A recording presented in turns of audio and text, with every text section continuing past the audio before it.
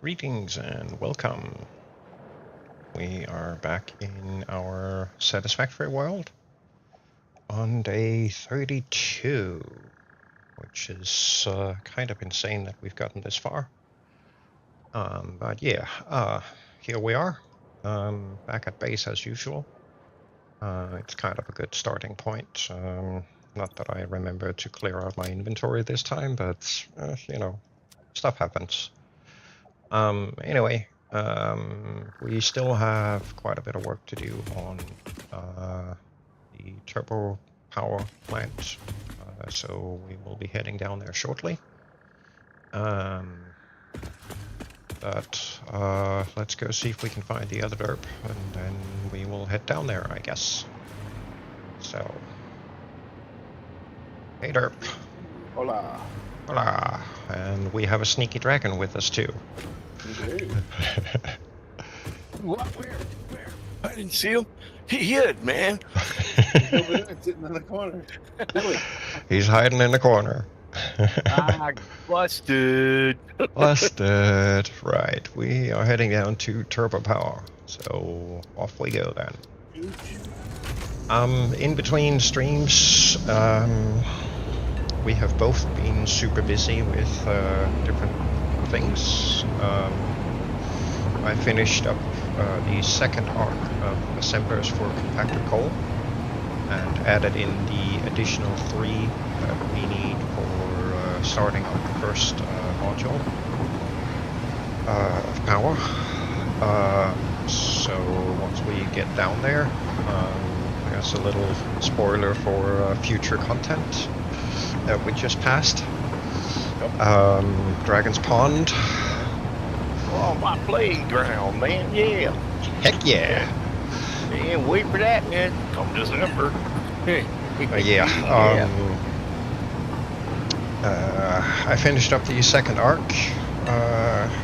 Both of them are wired up, at least in terms of power supply from the geotherms. I still have quite a bit of wiring to do because I still need to wire up all 6 individual modules, pull down 6 wires from the control building down to the bottom of the crater where the oil extractors are. Those wires then need to be cross-connected to water extractors that we still have to build, and figure out a way to pipe all that water up. That's gonna be fun. I'm getting dizzy. So there's still quite a bit of work to be done.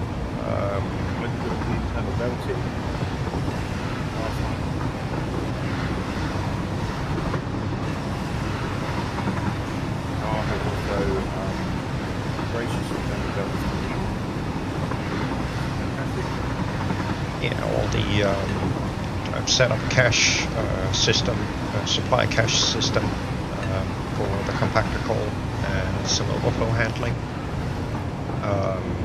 and that has left literally just 5 belts going over to the power plant. So the only thing that Lee needed to do his end was hook those in and treat them as pure supply. Nothing complicated in that. Yes. So. And then the last thing that we've got to figure out once we've done the rest is we have a bit of overfuel on the coal. We're going to run that to separate coal generators to just slightly boost our power out. Yeah. Figure we might as well make use of the excess compacted coal that we end up with, so put it to good use. The arcs are looking awesome from over here. Yeah, they're both finished, back to front, top to bottom. Today I'm going to be tackling a heck of a lot of belting and load balancing and equal distribution and all that stuff, because we still need to hook up the sulfur and coal stations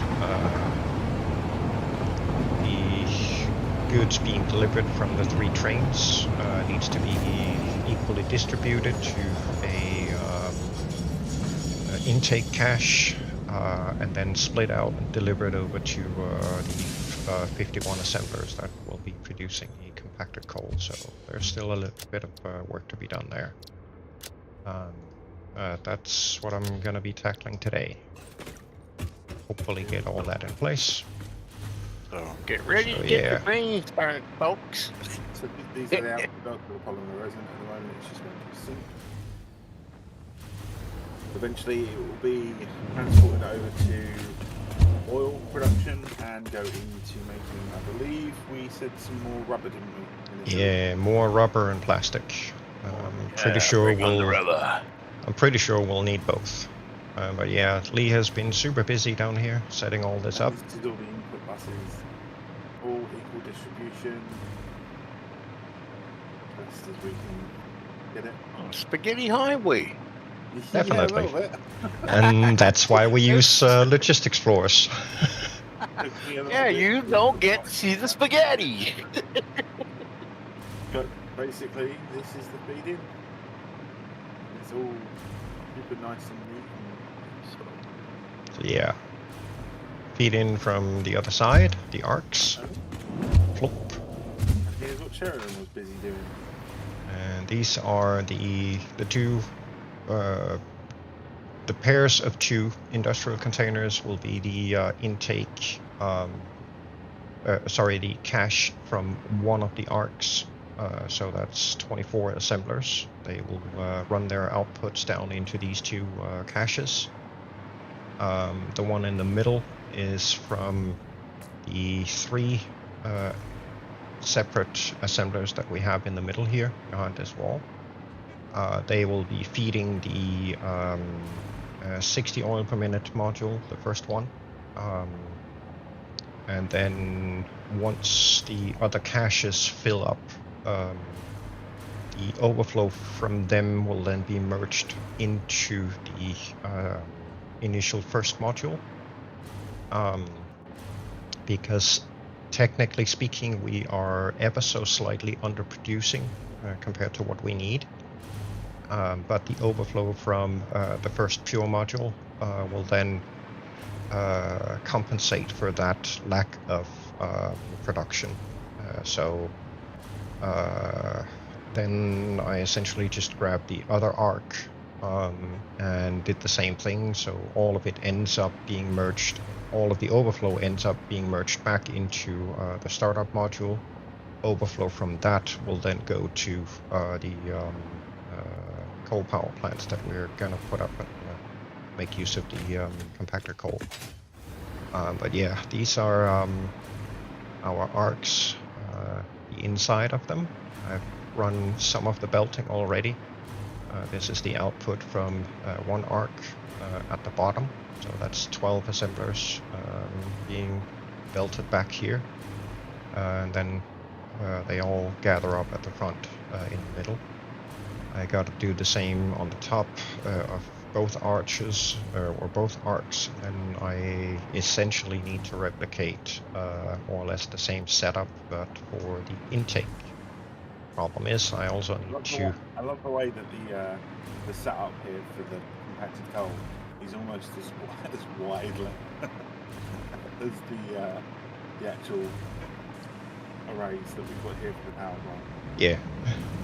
That is kind of fitting, actually. Yes, it is. But it's that big. And just to get a closer look, this is what the arcs look like. And yes, I have had all of these powered up. Of course, they won't be running because there's no supply for them. But all of these are... Powered section over here, we've got all of this powered up individually just to run tests. And all of these are configured with a single sloop. So 51 summer sloops stuffed into these machines. It's going to be interesting handling all the output from them. But, I'm confident that the cache setup that I've done will do the job, so we'll see. Yeah. Triple power shards.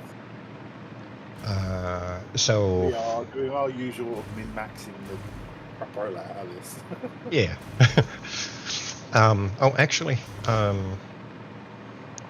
yeah, I've done all of the pre-wiring of the control switches that we've got inside. Yes, you did set them up so that each module relies on the one prior. Yes. With the exception of module 1, which obviously relies on the cold start geothermal. Yes, it does. So technically speaking, if I open up this miner right here,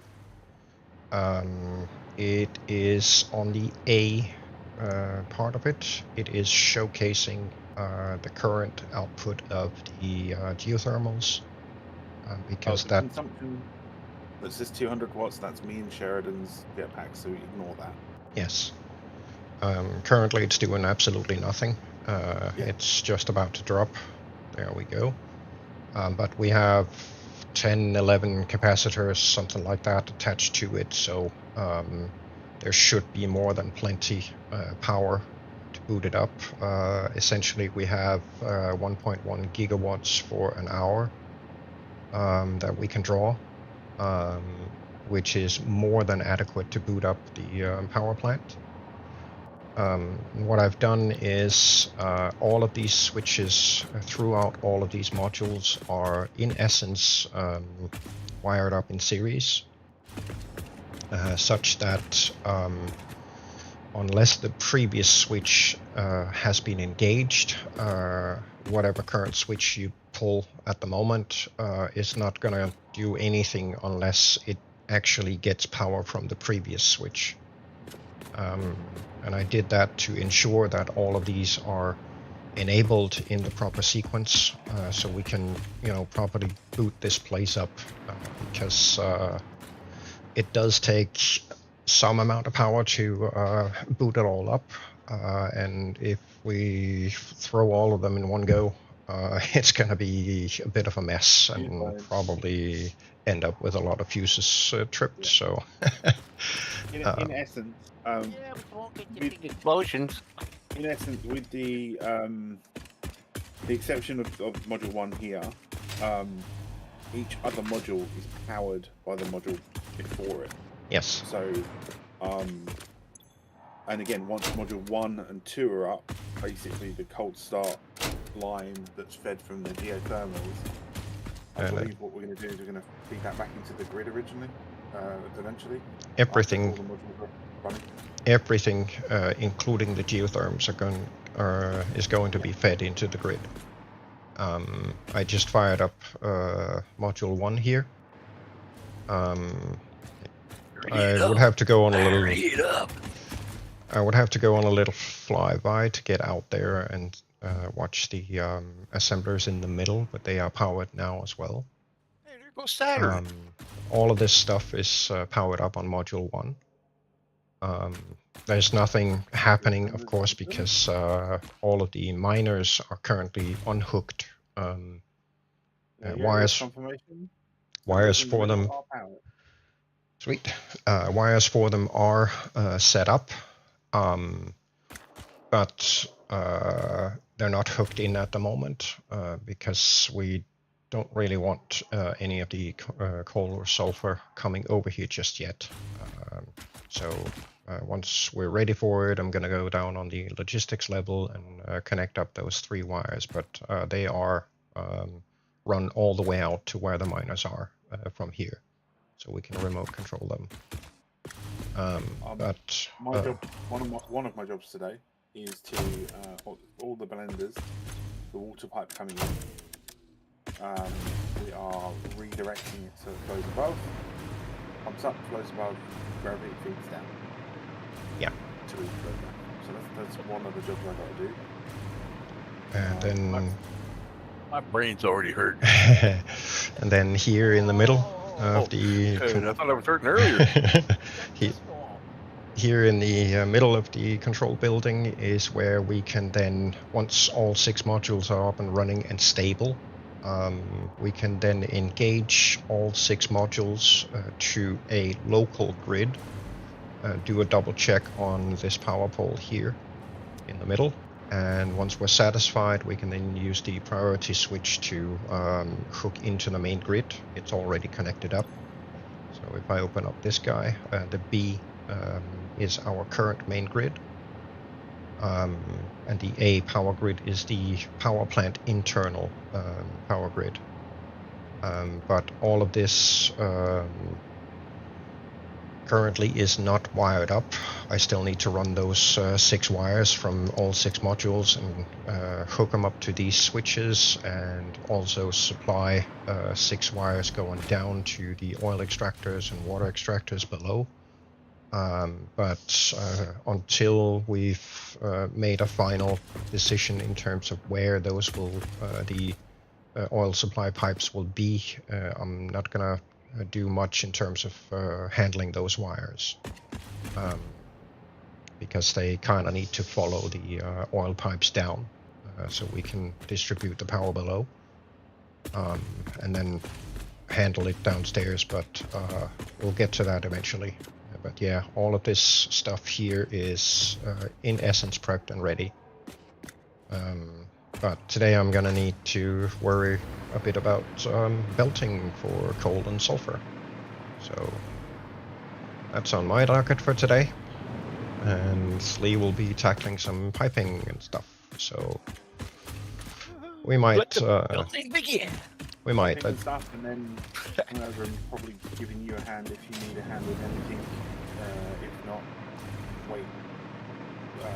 Trying to sit down and figure out, like we said, where to put the water, where to pipe the oil. yes. Which we've kind of done a preliminary chat about off stream, so we've kind of got a couple of options already that we're mulling over. Yeah. We need quite a few water extractors down here. So Yeah. there's kind of a little bit of a limitation on where we can put the oil pipes. But I'm thinking we might try and pipe them up to the middle staircase up here, roughly. The 4 wires that are visible up there are the single one Plugins. is the geothermals power supply, and the other 3 are for the miners all the way over on the west end of the blue crater, as well as over in the next biome in the Float Valley, where we have the remaining miners, and those cables have all been run out there. So we are Carl's done that. we're literally ready to hook them in. But we definitely need to get these guys hooked up first and go down here and break our brains 15 times over trying to figure out how we're going to squeeze all those water extractors in here and the piping for them. That's going to be an interesting little challenge. Oh, yes. Don't ask Dragon to do that. Hey, Dragon, can you come do the water for us? No. I know the mess I'll make out of it. Nah, it's all good. That was, believe it or not, that was the only part of this game I had a hard time was figuring out the plumbing. And once I did, I said, I'm not doing that again. Yeah, it can be a little hairy. That's for sure. Yeah, it's all about how they say that gravity. Oh, yes. Hey, gentlemen. We do have gotta a go. geyser in the middle here that we potentially could Ooh, tap. that's cool. But in the grand scheme of things, I don't really think it's worth it. So we're I don't probably know, man. just Make gonna it, ignore make it. What do they call that? An ornament. Oh yeah, could do. Yeah, that'd be cool. Anyhow, I got to fly, guys. Alrighty, Dragon. Have a good one, Dragon. Oh man, yeah. You guys, please don't fry out the brain. Oh, Someone's weird. able to ride that train. We get to recharge, so. Yeah, roger that. All right. To all those out there, y'all take care. Dragon's gonna take himself away here, And adios, amigos. Adios, Wishing you amigo. harm. Take care, guys. You too. Floop, he was gone. And that's Dragon, folks. Love the guy. Yeah, so I have brain-breaking belting to do today. That's gonna be fun. Just crack on with these pipes, I think. Yeah. Excuse me. Oh, apparently I can't dismantle. Whoop. Oh. Computer says no. Game says nope. Some This is- odd reason. I don't know, but it's- Poop. Right, so I think I did both levels output there, so I need to go over and replicate that on this side. And then I think I did all of the output on this one. Yeah, I even did the supply in, so that's good. I kind of have to replicate this across the two big arcs in 2 levels, and I think I need to further divide it up, but we'll get to that. First and foremost, let's get some belting done on the outputs. I did clean up all of the interior here, and I did run some grid power around in here just to be able to fly. Without flight, it's gonna be a little to go through and build this. But before I start on the other one, I'm gonna go over here. Actually need to be black. I should probably paint those black as well, just to keep up appearances with the building. Yeah, we'll do that. Like,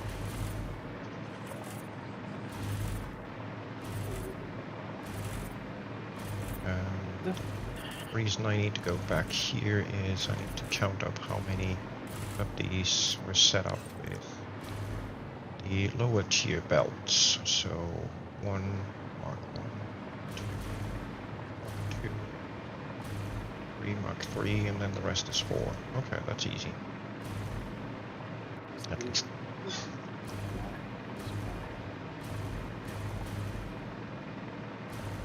Down.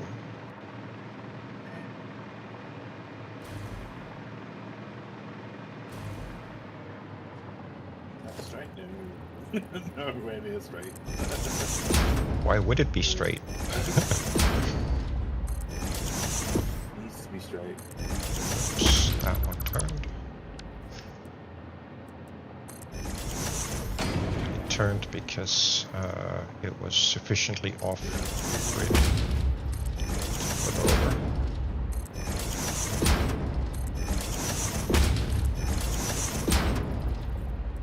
Again. Yes. Hey, I got one right. Sweet.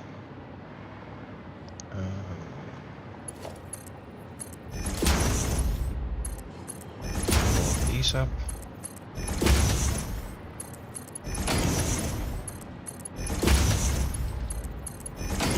Then, just for the sake of simplicity, I'm gonna run top to one of the containers and bottom to the other.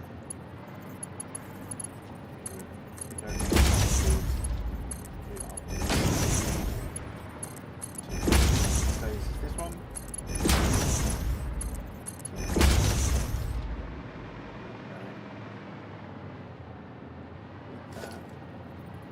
Gravity look down.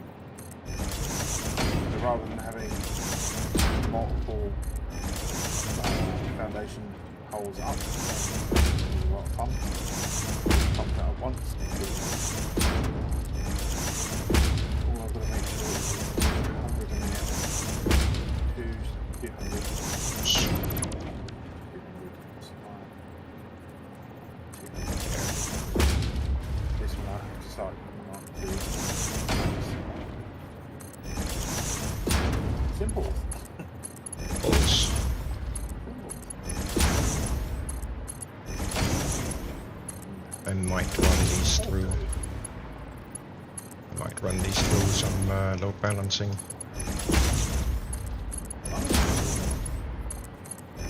I run them into the cache.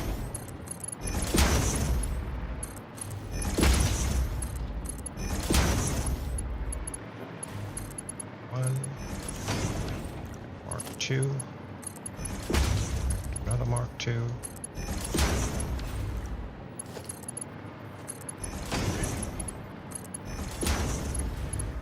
3, and the rest of them are Mark IV.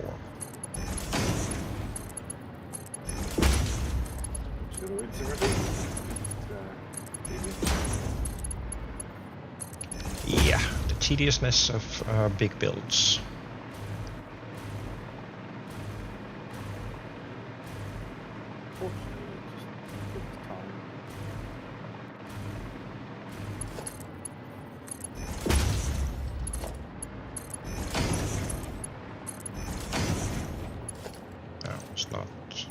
That was not the correct build speed, Katsa. Those. Just go.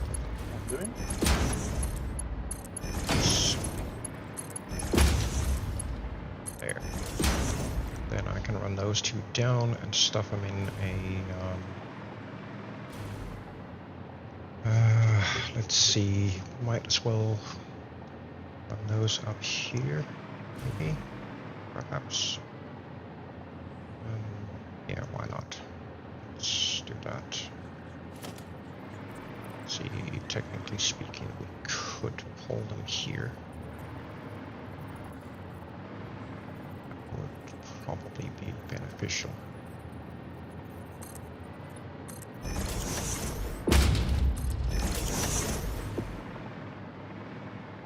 Then we can do.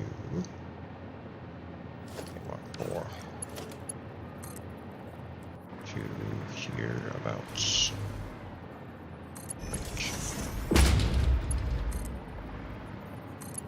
there, and then I have this nice little cross balancer that I did a while back, dual load balancer 4. So plop one of them here. All this really does is just take two inputs and split them equally and cross it over to the other side, merge them back together.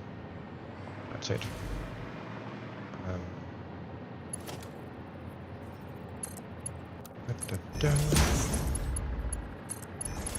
Those up.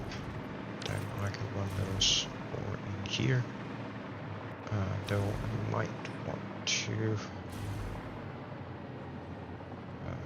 see. I can't.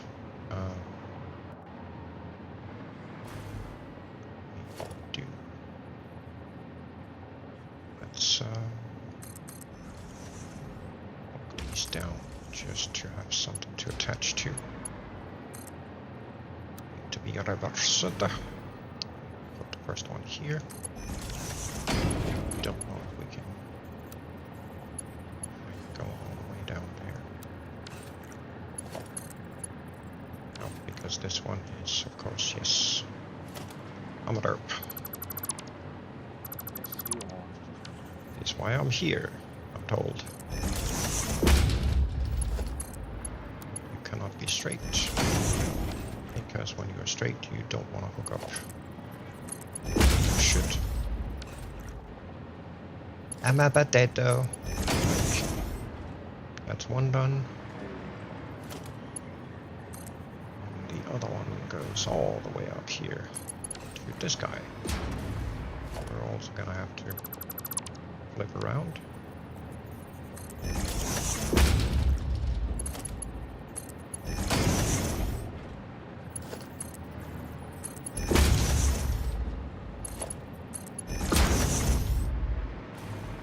And these are then our outputs, of course. Grab these.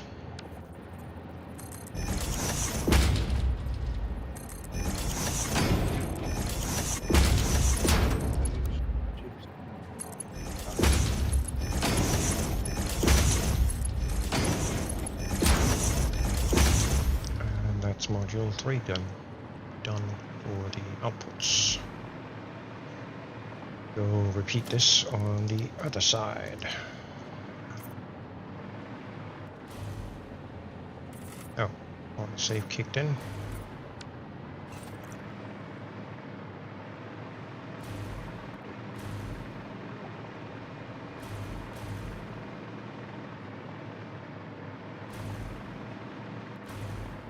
Oh, to paint those. Let's get these flipped.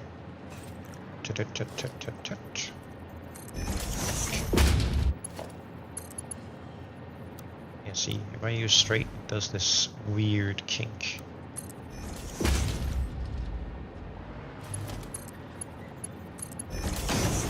That don't look so good. Very kinky. Very kinky little kink. You. You. So here, I'll do the beautification later. So over here we kind of need the same setup. So let's find a condition. Condition over there. Portrait. Yoink.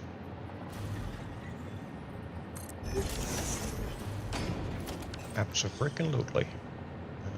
Let's see, we're gonna need my ores.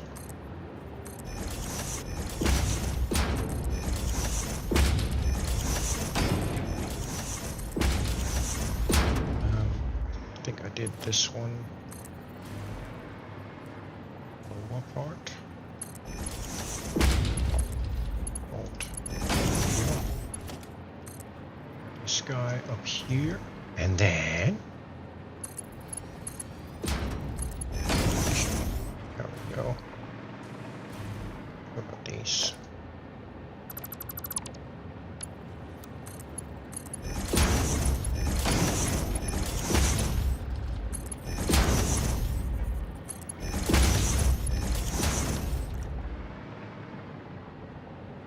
Alright. What will be those outputs done? Just need to make sure that I get these at the right level.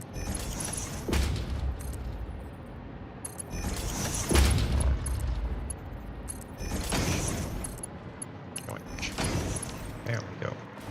I put the same load balancers on the supply feed for modules 2 and 3 going into the power plant. Coming from the caches.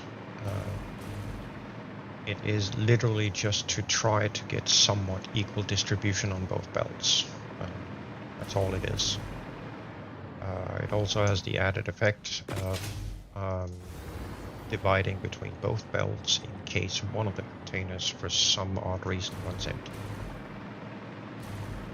Not that I think it'll happen, but you never know.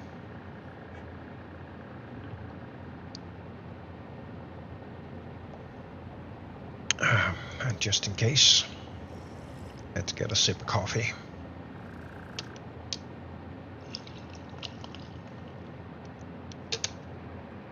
I get the feeling that it's going to be a very long stream today. Sure.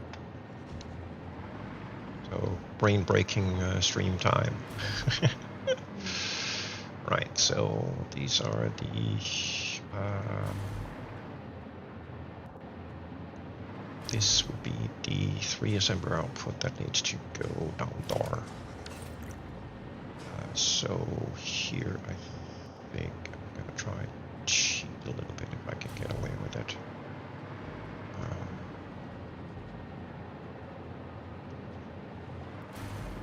Put it over here. Actually, I would prefer not entangling myself too much with that, so how about we do this instead?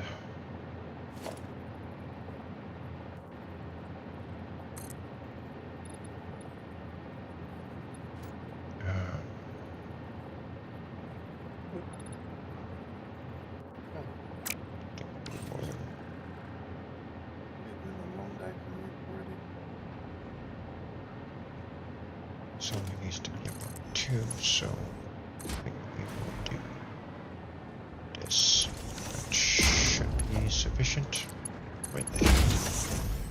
Then we can not fall to our death. That would be very beneficial. This then becomes the primary supply for the middle one. Now, this might look a little crazy, but overall, once all of this stuff is running,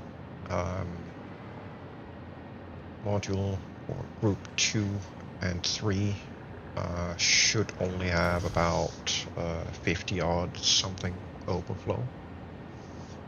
So it hopefully won't be a massive issue.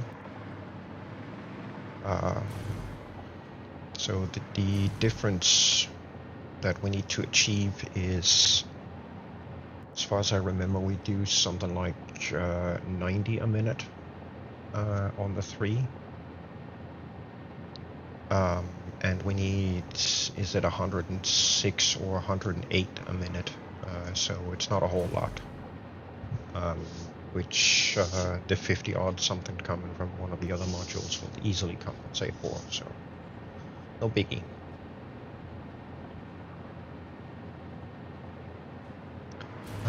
Right, so all of the outputs are jiggied up.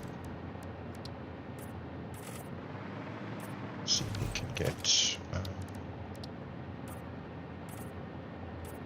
inputs made, so we can get them in place.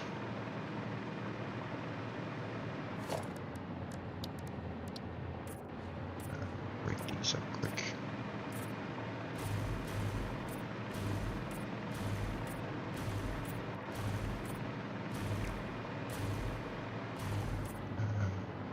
Technically speaking, some of these I need, some of them I don't. Need some of them for just, you know, being support while I put up things like splitters and whatnot. After that, they can go out the window.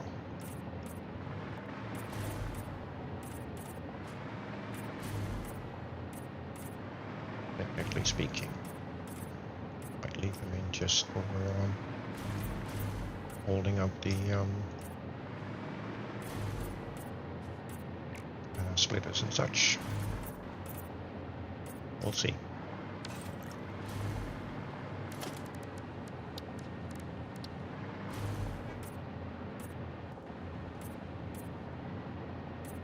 Even though that's only 340, technically I just changed it to a monthly one. Oops. Go for it.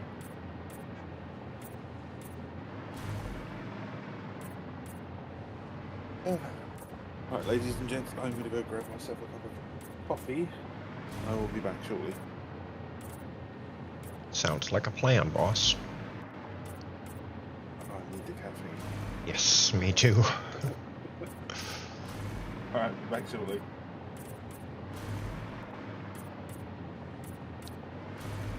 There. Okay. So, let's see. So, 3, let's see, we've got 24 assemblers in here, each of them eating 25 a minute. And we're getting a feed of, a single feed of, let's see, 600, so I need to first split between the 2 levels. And then do a couple of splits on those. So let's see if we can figure out the splits and where to put them. So 2, 3, 4, 5, 6, which means this location is the middle. So somewhere around here, I'm gonna have to put up a middle split. And This, of course, is not going to be super easy. But there is the option to go over here instead. Be that one. To there. So this becomes the middle.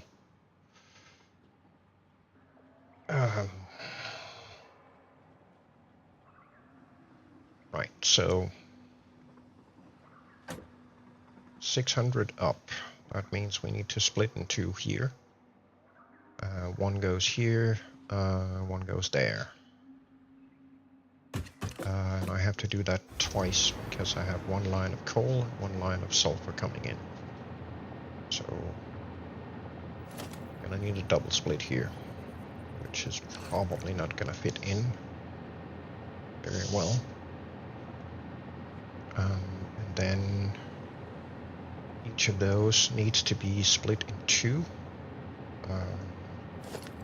So technically speaking, a splitter here. Running like that. And we also need a splitter here. Let's see if we can't get this one up here as well. There we go. I should probably move these back a bit, come to think of it. Let me see how I did the splitting on threes. Because I do not remember. Let's see. The upper is the right hand one. Oh. Yeah, I can't under this up. Good. That is not good. Need to fix this. May seem like a trivial thing, but don't want the symmetry stuff coming in being derped up.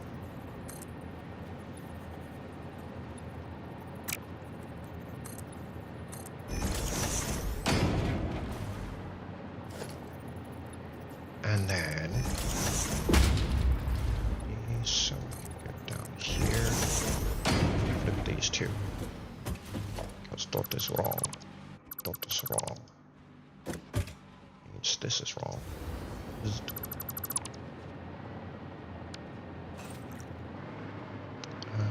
So see here. Cannot be straight. You must be straight. There we go. This guy goes down here and exits here. There. Oh, it's in its proper position. There. There we go. Okay, cool. Left is the lower one, and right is the upper one. Which means this belt technically, or this splitter technically speaking, cannot be sitting here. Because I probably won't be able to have them meet up properly. But we shall see. Reason being, this one actually has to go over to the splitter here.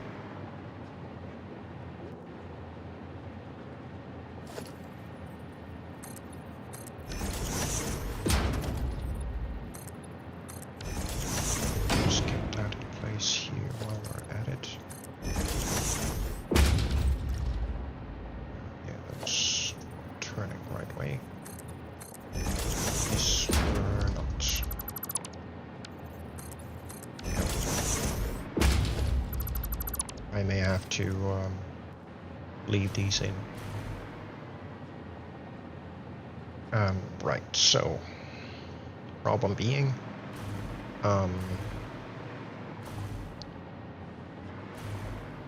we're gonna get 600 in. 600 divided by 2 is 300. Then we need to divide that by 2 again. That then brings it down to 150. Then we can run a 3 split on the remainder here. So on the middle of each of these, I'm gonna have to put up a splitter here. And essentially do the same thing downstairs, except shift it over by 1. The same thing happens up here. So there, there. This will then be the 150 divided by 3, which is then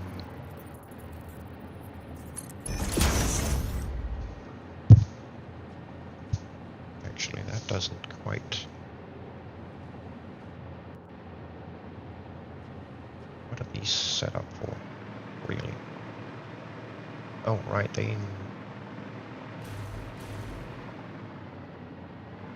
now I'm confusing myself. Job well done. Right. So these are set up for 25 in, yes. And they push out 37.5. So 75.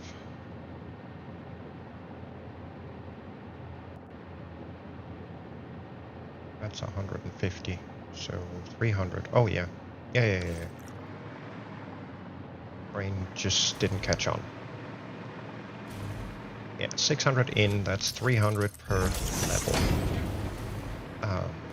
300 divided up in 2 is then 150 to either side, which then covers further split into 3, giving me the 75 to 325s. There. And essentially rinse and repeat for the other side.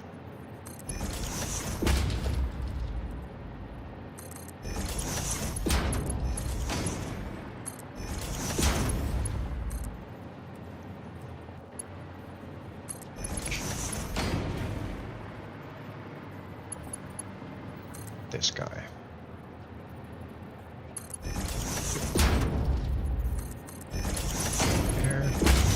There. So then I just need 75 into each of these, which is going to come from over there. And we should be good.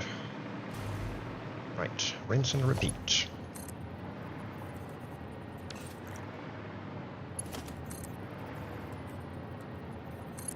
X amount of times.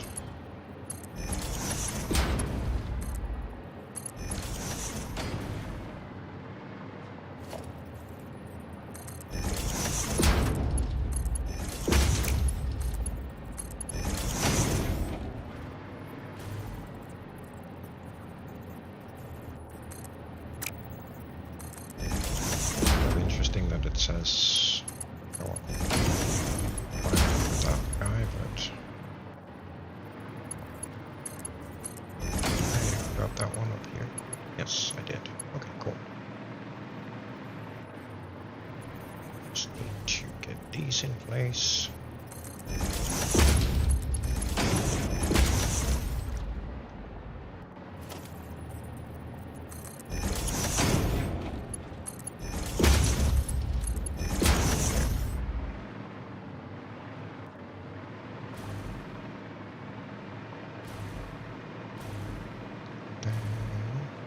Rinse and repeat over here.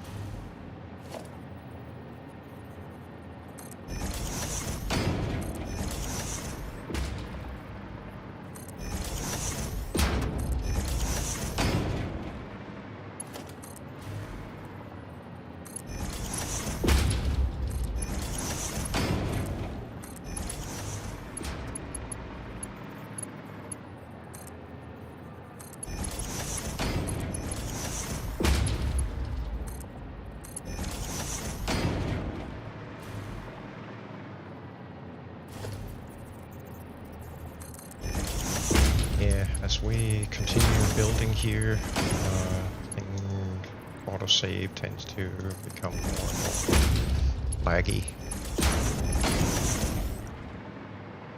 It is the nature of the beast, I guess.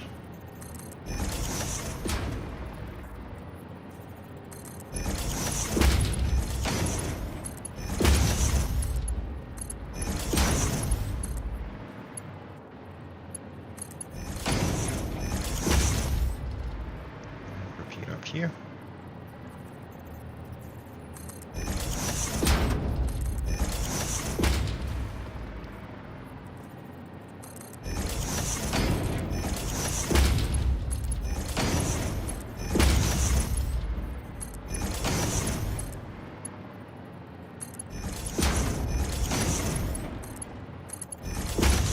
Fortunately, with builds like these, it's not exactly easy setting up a blueprint to do this tediousness. So,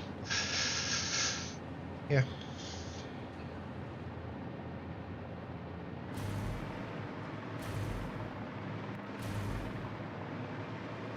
This one down here is done. Nice. So, moving on. Next one.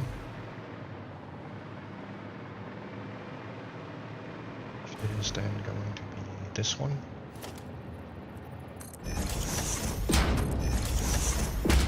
This one.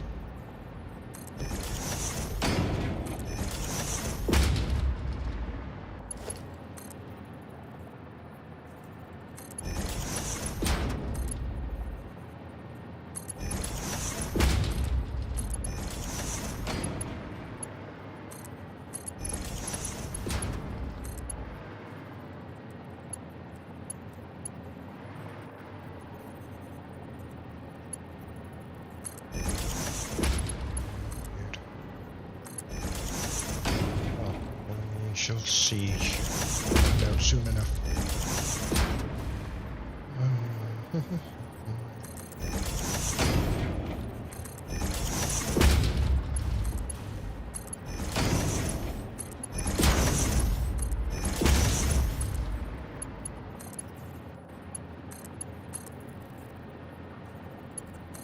Excuse you.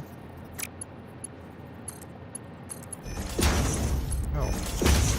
That was apparently difficult for the game to figure out.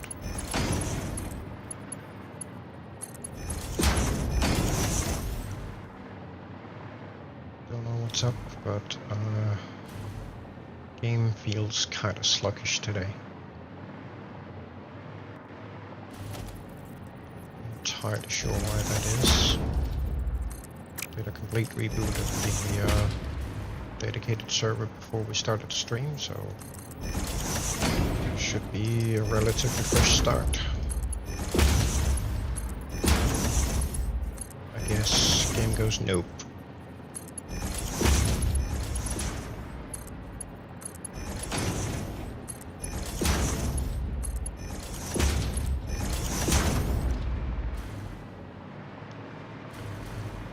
The final set is here.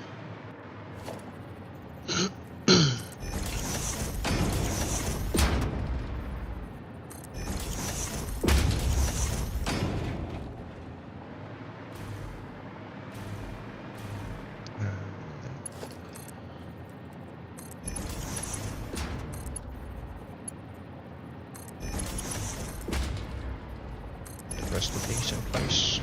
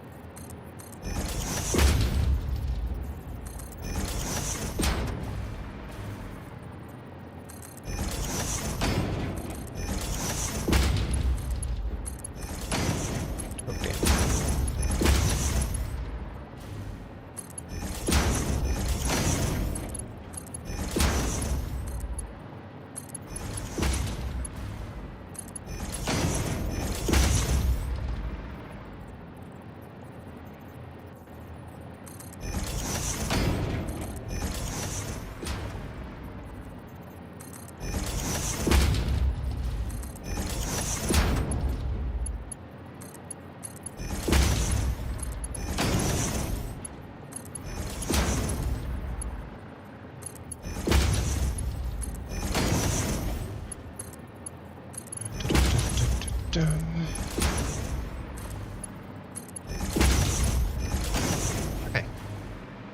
That is the setup of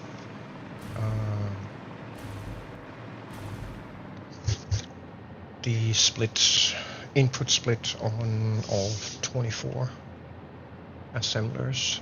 Then I need to figure out how I'm gonna get this guy split up into, let's see, a splitter here, basically. So this guy needs to disappear. So in reality, I need a splitter here, which takes its input from over there somewhere, right here.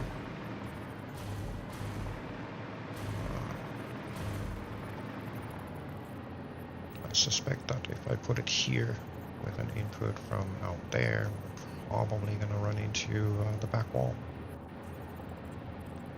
And if I put it on the inside, then... Oh, actually, why don't I just do... can't do that because then we conflict with the bottom one.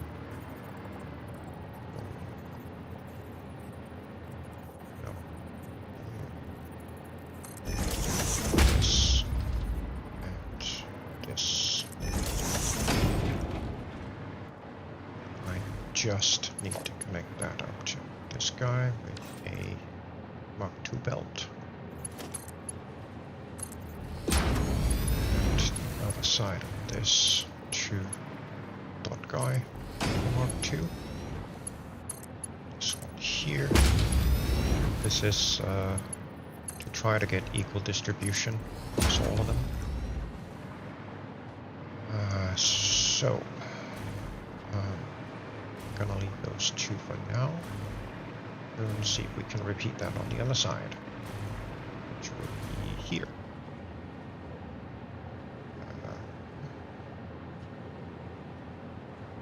Get one of these here.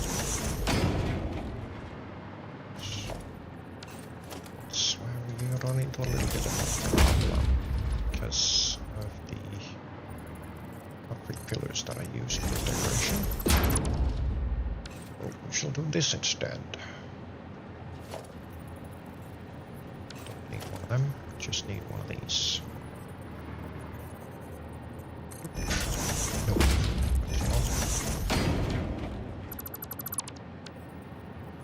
To be on that side. To be on this side. There. Connect there. And here. There. That takes care of those splits. Right, so... Oh, actually, I need to replicate that on top. Of course I do.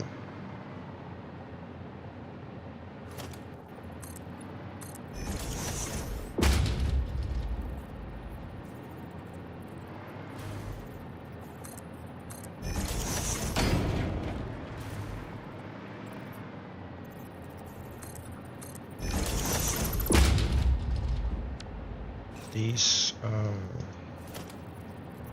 are in essence the same lines. Of course they need to be set.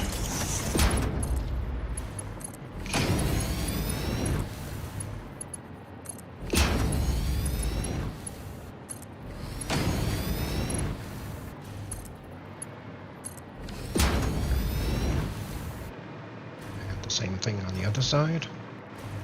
This is the entry. Oh, this would be the spot.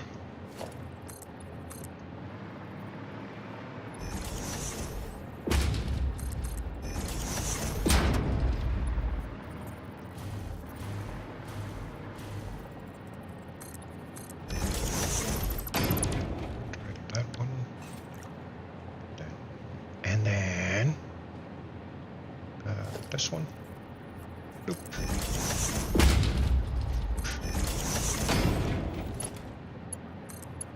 Daar. Hier wat daar. Daar. Daar. There. Then I just need to figure out how to get 2 conveyor lifts down here somehow.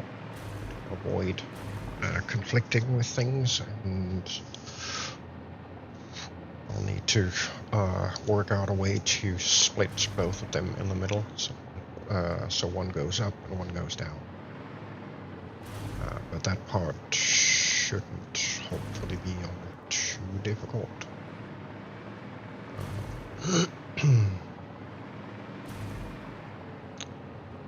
Right. Let's see. I kind of need those.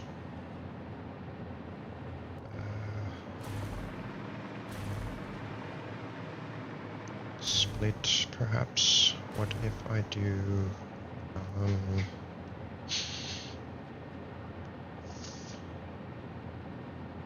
I guess I could run. Ah, yeah, I know. I know how to fix these, I think. See, these are on the inside, so I could possibly run them down the middle here. Yeah, let's try that.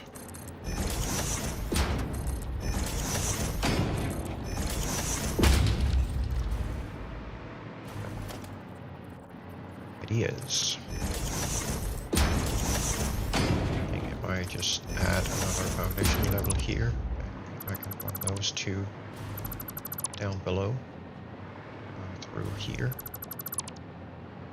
just for placement reference. Put that there. Get that guy, because then I can go back on this side. So on these, I'm gonna get what, 150. So that means that Mark III supply.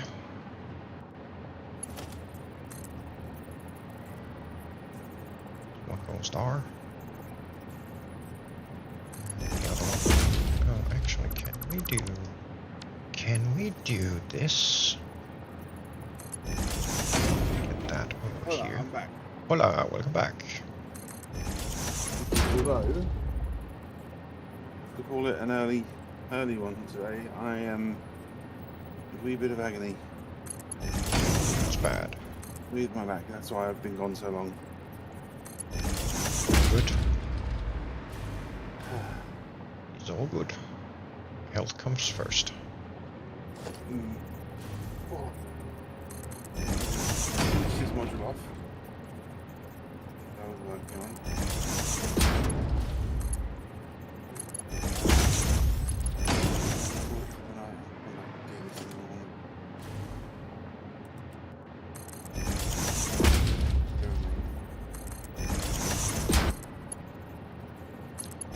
Just take care of yourself. That's more important than playing a game. Oh, trust me.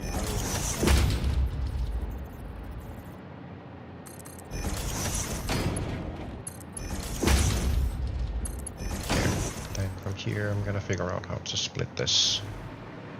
But I think this will do. It doesn't matter that it clips here because these are concrete pillars, so there's plenty of space. It doesn't clip through the wall. No issues there.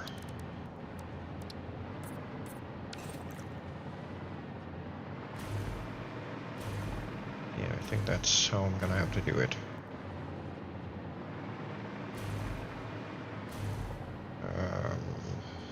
Which is then going to present another problem. When I split them in here, I'm gonna have to flip them over, so I don't end up having half of them feed coal on the left and sulfur on the right, and the other half feeding sulfur on the left and coal on the right. That wouldn't look too good. Oh, I've just realised I've kind of done something similar with the pipe work. Oh, lovely. Mixed and matched my pipes, so I've got to go correct that tomorrow. Yeah. I mean, call it and we'll. Oh, I've literally just finished what I wanted to.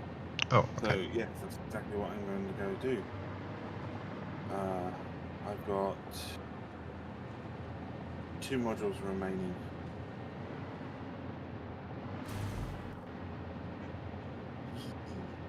Right. I'm going to log off up here, okay? Okay. I'll log off. If I can get it.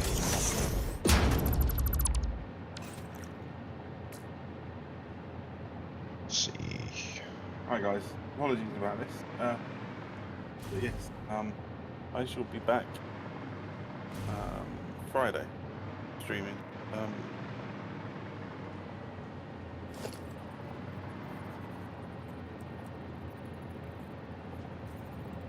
Let's see. Yeah. Can't have Lee sitting there in complete agony. That is unacceptable. So he's gonna go take care of himself, and then we'll catch up with us Friday.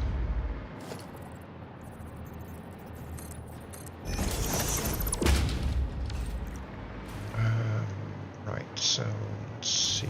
Should be able to. Oh, actually, See you have a good one. you too. And apologies. I will this is tomorrow. Yeah, all good. Hope you're feeling better tomorrow. I will. I just need to go lie down. My back's just twinged. That's all. Yeah. Literally got to the kitchen, and it was one of these ones where I made a little turn, and I almost ended up on the floor. Ooh, In pain. not good. No. Okay. Not right. I'll catch everyone later. Have a good one. Ciao for meow.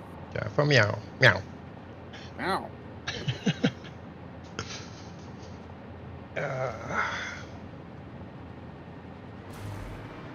Okay, so I guess there will be a little more commentary. We'll see. Yeah, I still need to get the upper level hooked up somehow. That would be these two. So that I actually need to get down by 1 level. That will then let me do the mid split. And I need to figure out how I'm gonna reroute those belts to get them to match up. Where are we? Here. So I think I did this that one, and I went that way on the other one. And then yeah, I did the platform extension here.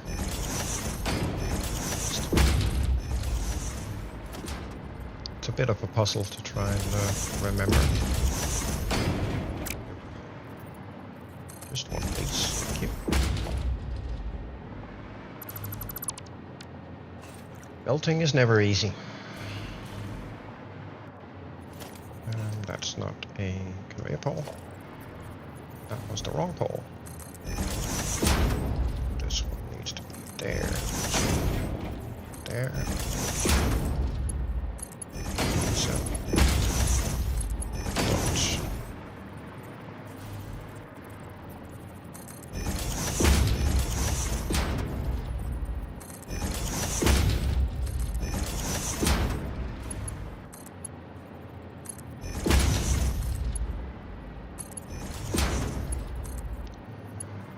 Here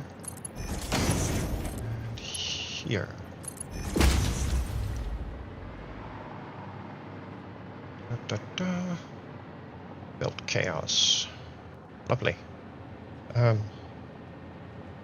Yeah, I'm gonna need a quick minute, so I shall be back very shortly. Apologies, just need to check up on a few things. So, won't be a minute.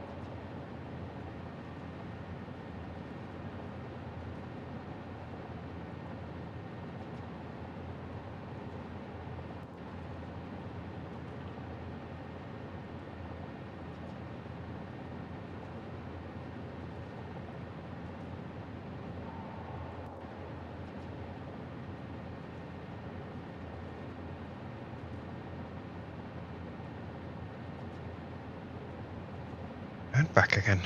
Sorry about that. Right, where were we? We were trying to figure out how to divide between that and that. Though I think what I'm gonna do is just push these in here. Like that. And like this.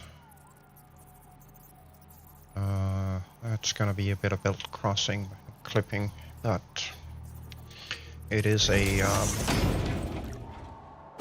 logistics area, so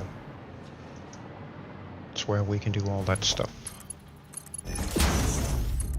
Like, but then I'm gonna have to flip the conveyors on the other side. Get them in proper place. Yeah, that's how we're gonna have to do it. And this one up here, same deal. There, and go across here to here, and put it there. Technically speaking, I don't need these up here. This one will likely go as well, but we'll see. Yoink. And yoink. No. Go there, thank you. Stovatang. Well. Okay. Need to extend these so I can get them down to the split here. On these two, so that one and that one. So I'm gonna need a wall here as well. Of course, these are gonna be a royal pain to get in place. I wish the game would stop rotating things.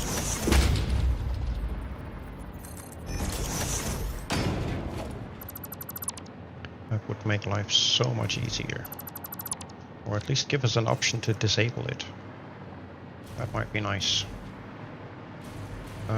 Right, so here I'm gonna have to flip these two. Which means this one will have... No, that is not a conveyor lift. This one will have to go that way, and this one will have to go this way through.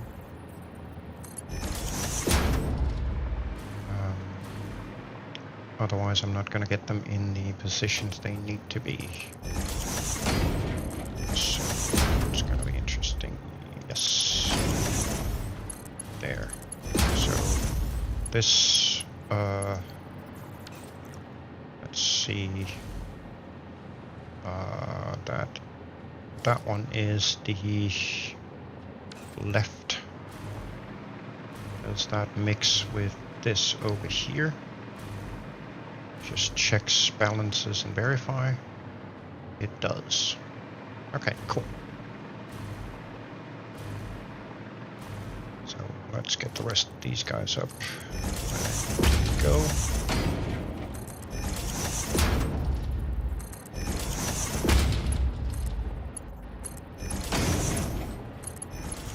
Like that. And then into these two.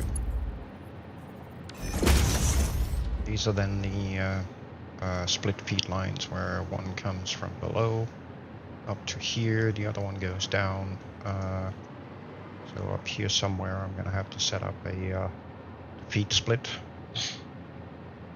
And I may have to run the actual supply conveyor lifts on the sides of the foundations just to get it to line up properly, but we shall see. I do believe that is the upper floor done.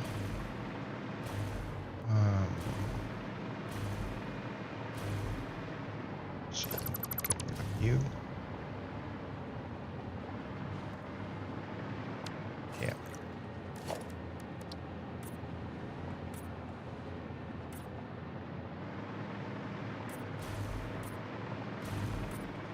Now we have to keep this one. We may have to discard.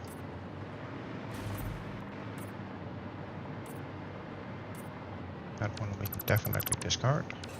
Yoink. Off you go.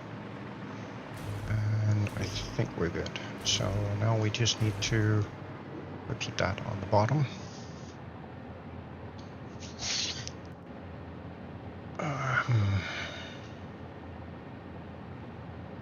I'm just gonna do this one arc today.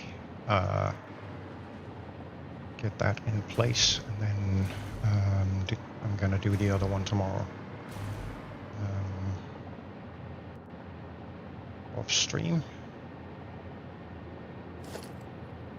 Let's see. That's not a wall. This is a wall. So 4, which means let's see. We'll put feed split here, I think.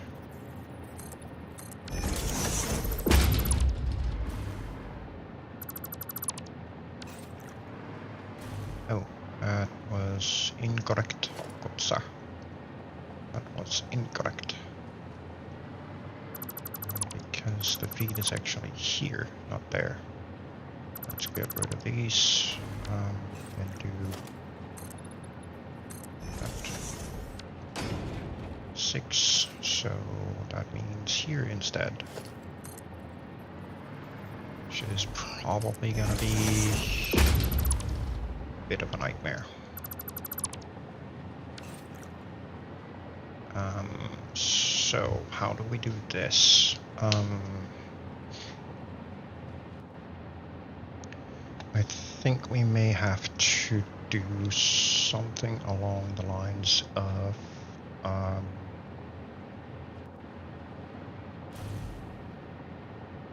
maybe even running those on a half foundation. Yeah, actually, I'll go do this side first, get that done. So I don't have to break my brain with that any longer. Keep these two. Let's see. That's this one, so from this one down here.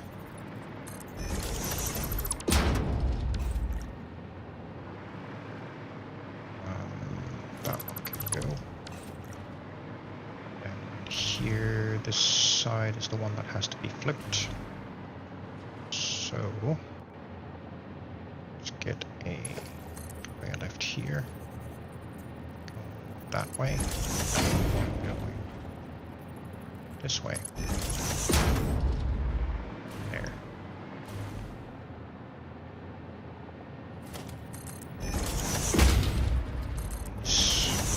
Down so we can put the conveyor poles on.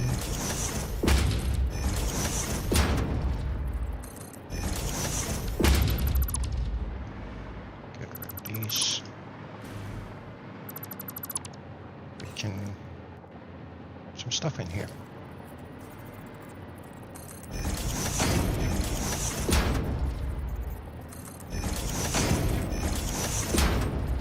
Gadot. Run that there, and this one there.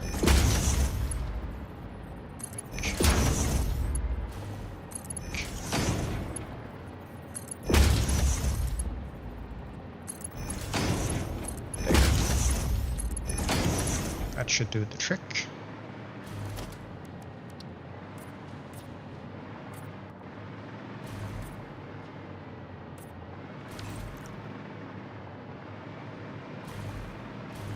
So that is then equal distribution on both levels.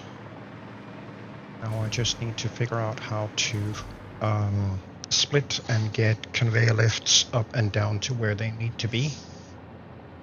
Which is probably going to be a little bit to do. I guess I could cheat and just do split at the bottom.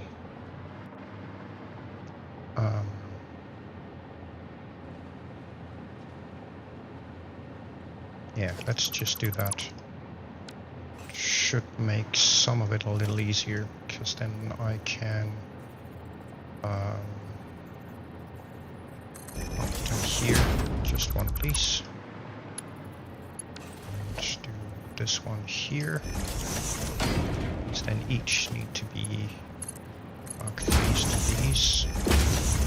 Then I can cheat and do dot and do dot. Connect that one up to this one to this one, get rid of that.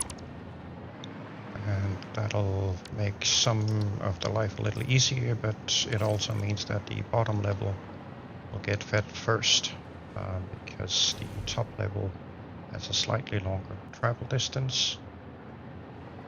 But it is what it is. So these actually need to be Mark 4s.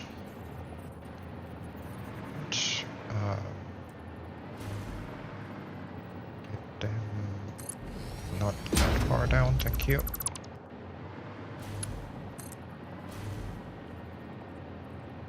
Right there. And right here. I'm probably going to raise them up by a couple of wall heights to kind of run it over everything else here. Same with these. Technically speaking, I think I made those Mark 1s because we're only getting 60 on those anyway. So I'll just run them as Mark 1s like that. And then I need to rinse and repeat for the other arc over here with think I'm going to do that tomorrow because I kind of want to get started on doing some of the station unloading over here, and maybe see about getting better cabling done and whatnot over here, because there's a lot of stuff to set up over here too. So these quick, as I'm not entirely sure I want to use those. Right, so up here we have coal supply and we have sulfur supply. And technically speaking, to achieve the same amount of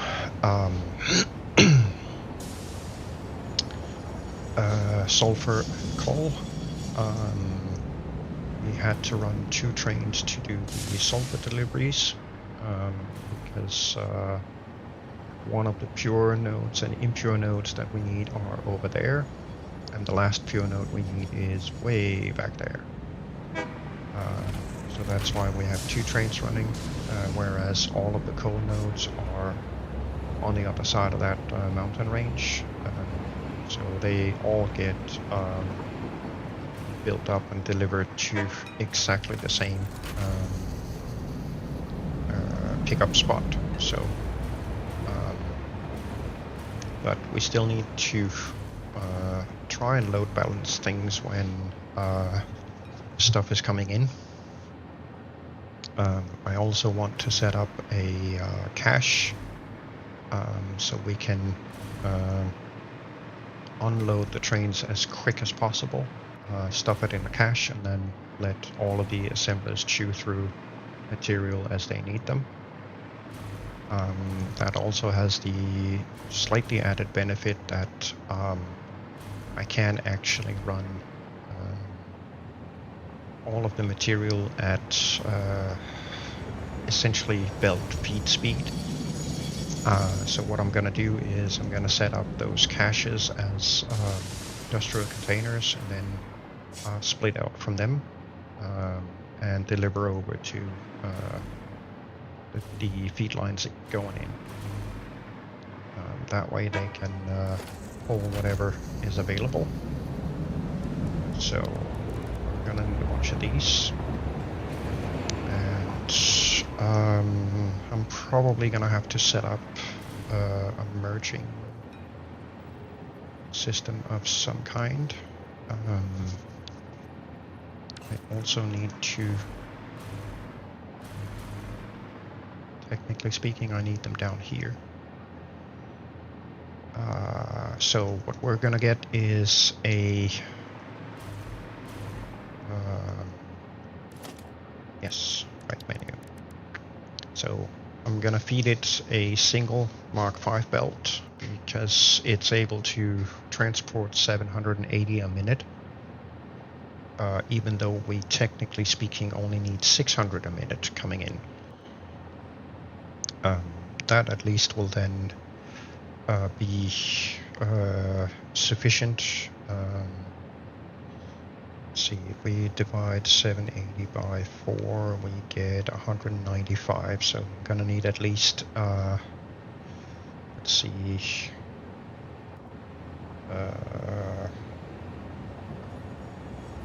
gonna need to put at least Mark III belts out of the containers into mergers, and do that for both outputs on the container, to be able to deliver sufficient amounts. That then means I need 3 belts per resource, so 6 belts total. And I need a way to get them into the arcs here. That doesn't look all too bad. So hopefully I can figure out a way to do that without compromising the aesthetics too much. Though may not be all that easy. I may have to tear some of this and just line it up with the foundations above, just to get those belts in. 6 belts is a lot. but I suppose I could just extend it here, make that happen.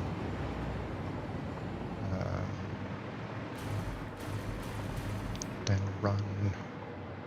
Yeah, we could probably run them down through here with an extension here. So let's see if we can't get away with that somehow.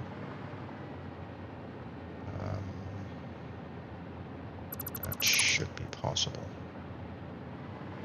Not ruining this too much. That guy, this one.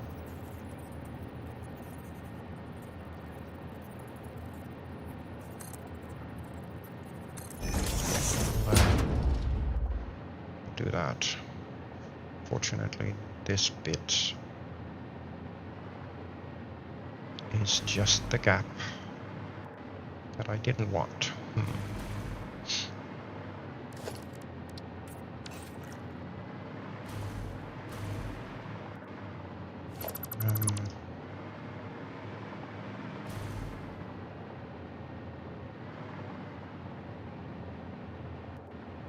Yeah, let's see.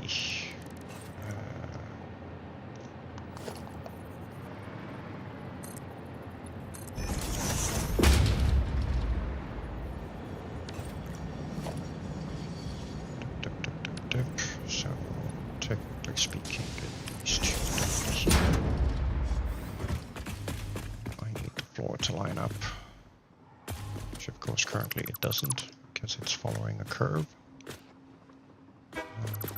So we are going to do this instead. Plop down that as concrete. Then I just need to figure out how I'm going to solve this wall bit here, but I think I'm going to cheat. Try and cheat. See if I can't potentially do something along these lines. That would close up the gap for me, at least somewhat. Yeah, I think I can live with that. That's not the correct texture. This is. There. Then I can build this up as a box that matches the rest of it. That was not what I wanted. I wanted this guy.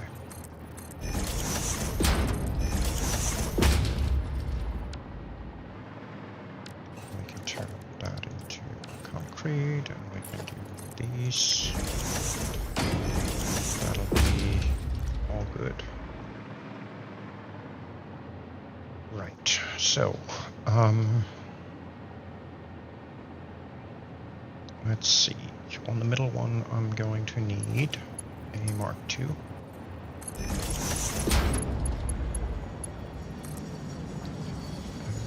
Which is not going to be that one. This guy needs to be running the other way. Like a dot. Like a dot. So one of them is going to be sulfur, the other one is going to be coal. Then I repeat the same for the Mark 5s.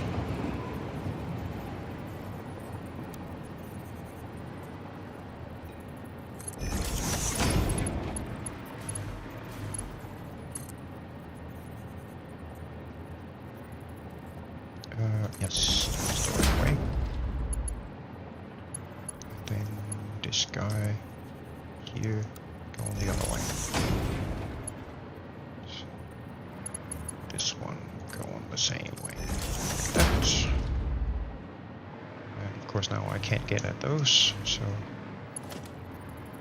cheat a little. There. And get these connected up here.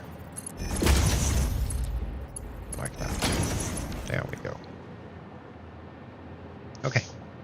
I'm not entirely sure yet how I'm going to decorate this, but at least with this, I then have a template setup I can work from.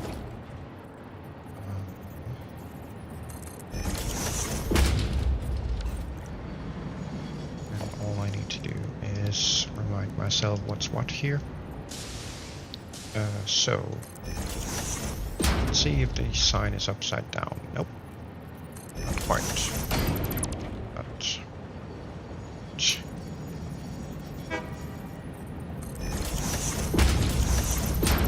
Game hates me. So this one we're gonna make group 2. This one will be group 1, and that one will be group 3. Then we know roughly where things need to go. And inside here I can then group them. So again, self-reminder.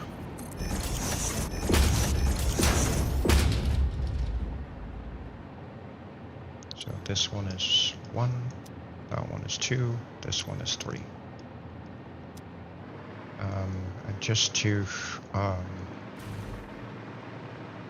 recap quick, this arc, the big one, is module 3. It's on this side, coming down right there, delivery to the cache there. I forgot to change these. There. The middle one is the setup with 3 assemblers. We need 2.6, so this is just the 3 assemblers. One of them is underclocked. That's group 1. And then for group 2 over here on the back, that is this side. So the arc that is closest to the main building.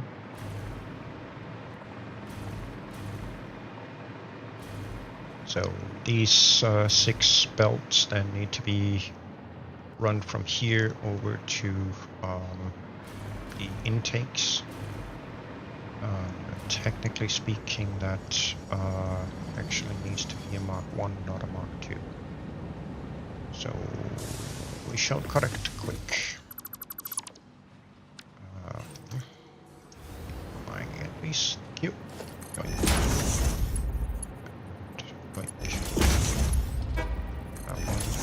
That one. There we go.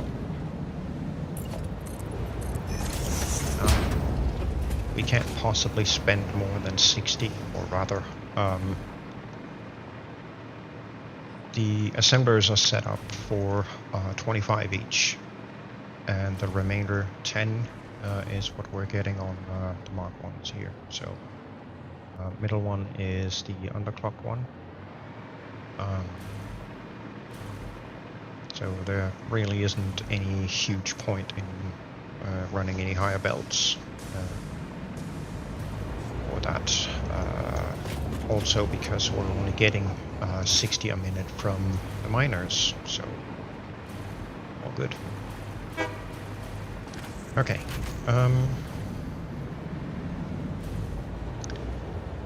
So next up, the input cache setup.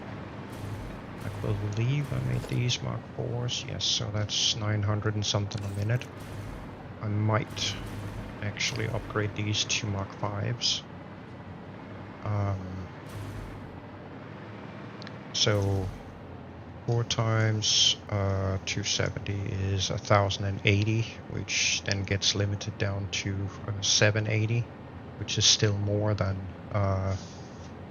we will need. But I just want to make absolutely certain that we can move things towards caches as quick as possible. So we don't end up with undersupplying, basically.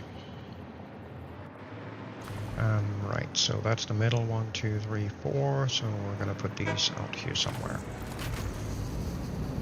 just for good measure.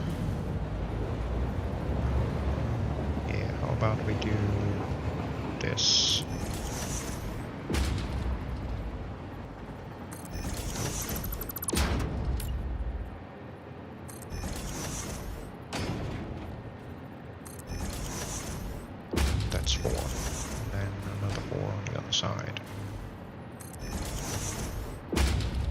this side is the cold side. Or like that. And just to make life a little easier on myself, all I'm gonna do is literally just merge these together with Mark III belts. I'll put into a Mark V.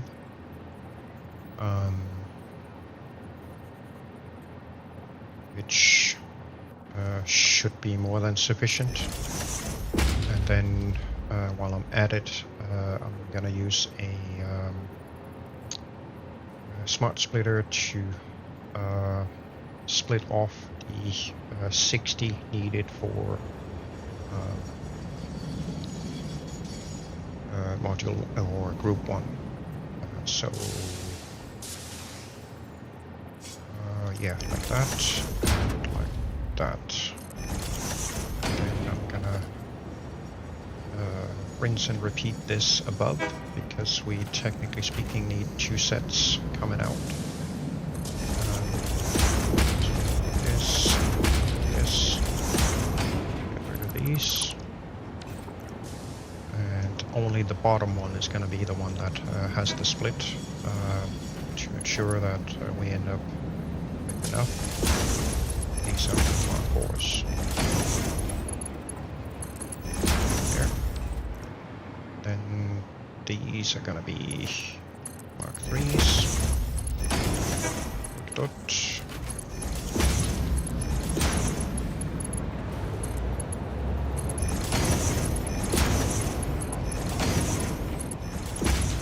There we go. And then I'm going to need a smart splitter here somewhere. I can't put it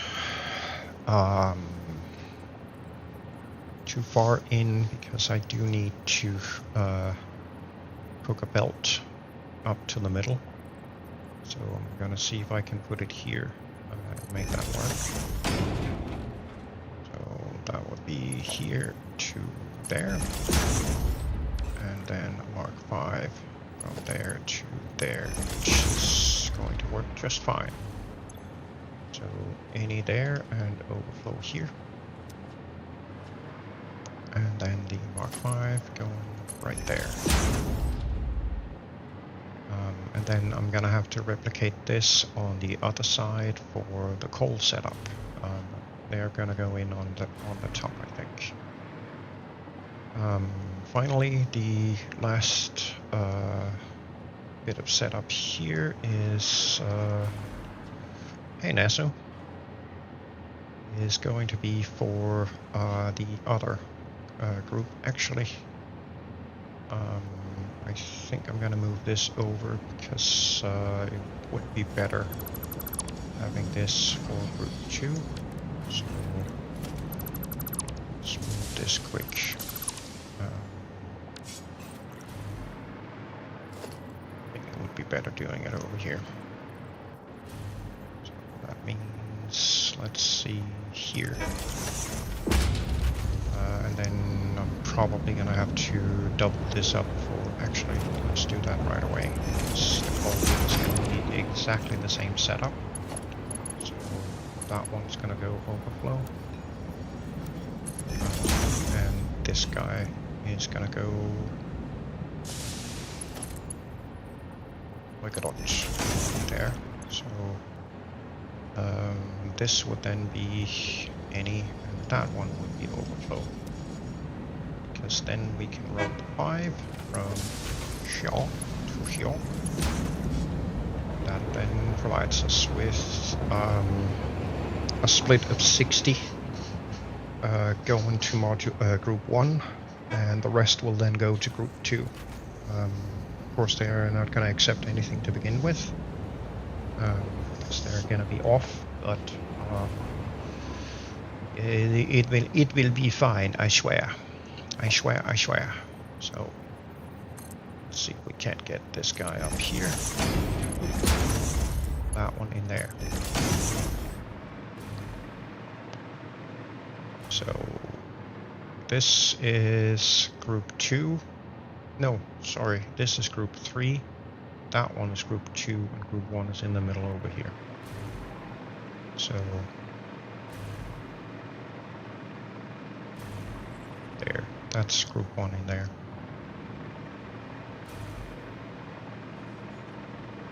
No option to bring up text.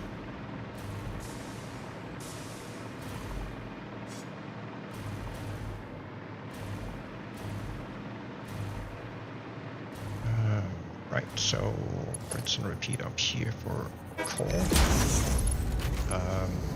Yeah, just to make absolutely certain coal is on this side, right? Yes. Okay. I think I am getting this the right way.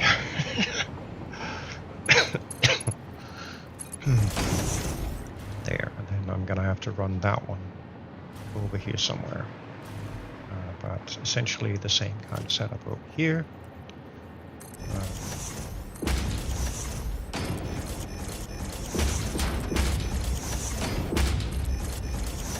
Get rid of these.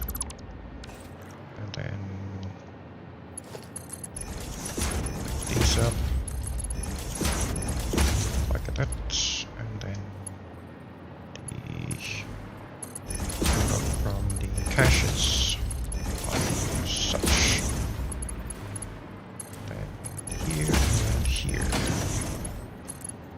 And here. Once the game catches up. There we go. Right, so bottom one goes to this top one. Yeah, this is gonna be a bit messy, I think, but let's see if we can't lift these up, maybe. So what to do? Technically speaking, probably need them up here, just to get them lined up decently. That, this one up here needs to be the Mark 5, dar, 2 dar, which it doesn't want to do, because it's just annoying, like that. This one can go here.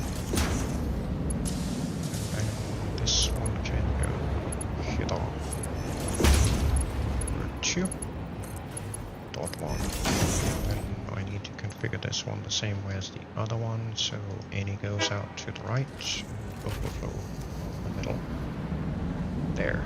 That is coal intake cache and sulfur intake cache hooked up to the inside. And then I need to run those across and get them hooked up to the arcs and such. So I can get those properly in place.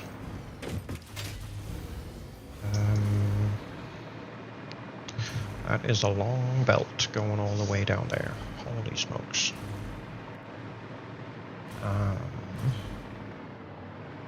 Let's see. Mark 1.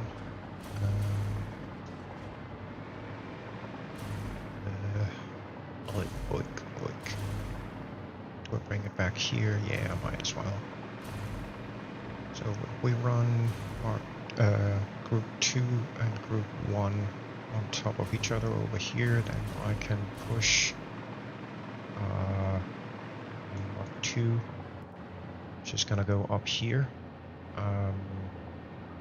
Disconnect that here, branch off here, and then continue the other 2 this way and hook them up to 1. Yeah, that should be doable. Let's see, where did the spacing end up over here? I think I managed to get it somewhat in the middle. Yeah, just about. So technically speaking, we actually do need to connect up on this foundation. Otherwise it's not going to work. So that would be, let's see, that would be this one. Right. Okie dokie. So let's see if we can't get those over here. I guess I could run all three this way. Build them up on a conveyor stack back there and run them like this all the way. I just need to branch off for group 2 here.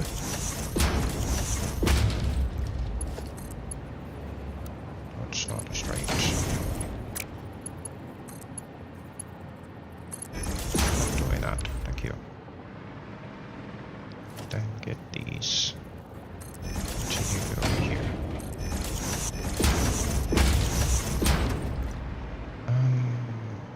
Right, so let's see. I honestly don't recall which of these is going to be the left and which of these is going to be the right.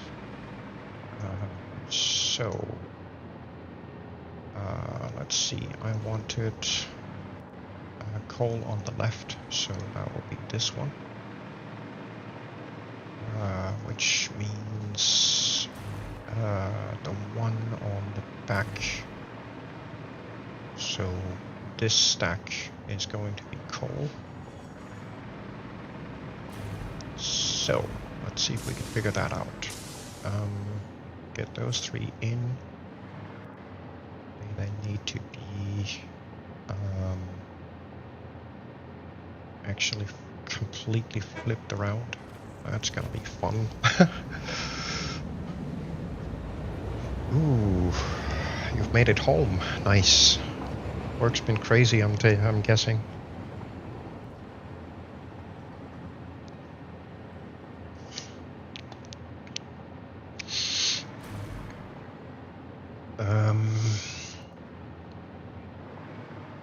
Right, let's see. Can we somehow make this happen? Without too much belt crisscross. Doesn't look like it. Suppose if I swap 2 and 3, then it would be easier getting this one down to the bottom, that one in the middle, and that one on the top. Yeah, let's do that. That just means I need to put these around.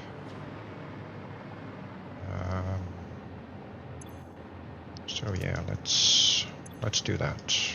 I think that'll be a bit easier to accomplish down there.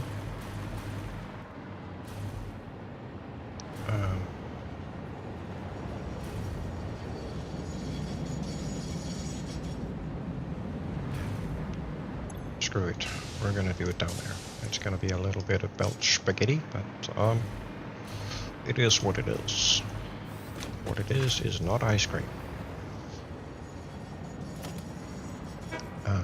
Right. So I need the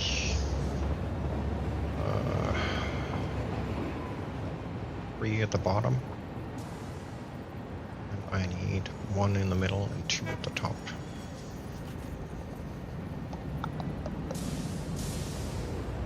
So let's see if we can accomplish that with one of them over here, maybe.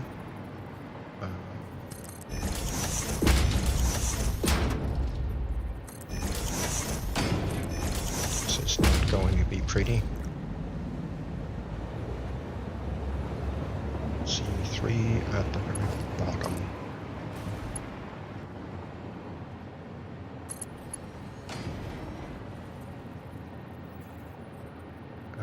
And then I need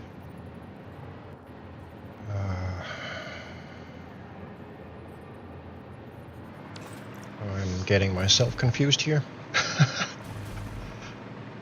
Yes, 3 is the first one that goes in, so 3 at the bottom, 1 in the middle, 2 in the top. So, yeah.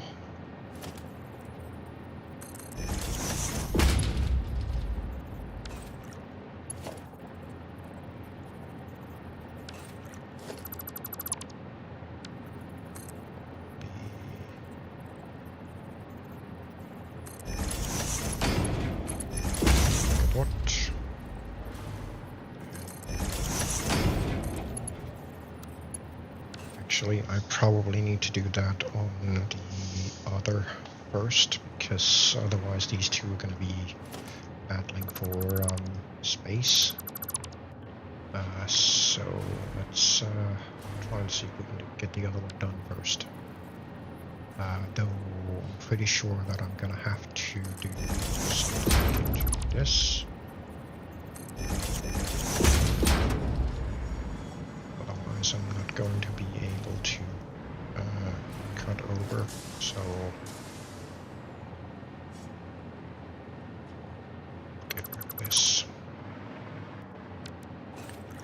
Put this one in the middle instead.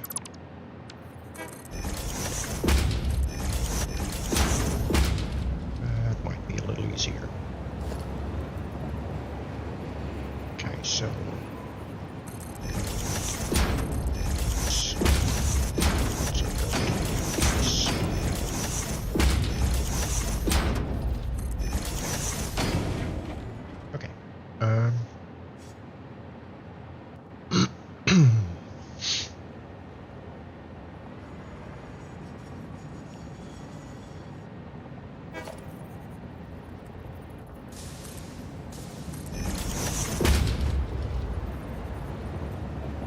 I should just run them here and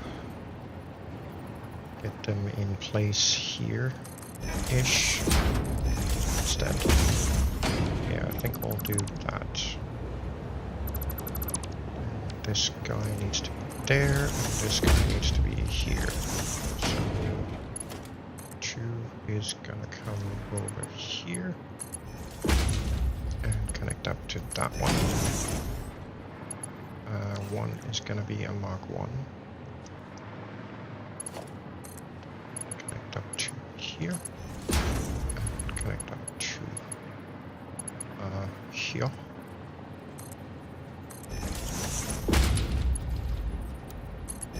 Straight. There you go. And then you can go default. And the Mark 5 for number 3. Is going to be at the very bottom. And again, a default, otherwise the game loves to complain. That is our setup. There. Nice and neat. Then we just need to rinse and repeat, do the same, and get them lift up to where they need to be. Which is, let's see, 3 at the top. So that would be this guy. Here. 2 in the middle, and 1 at the bottom. And there.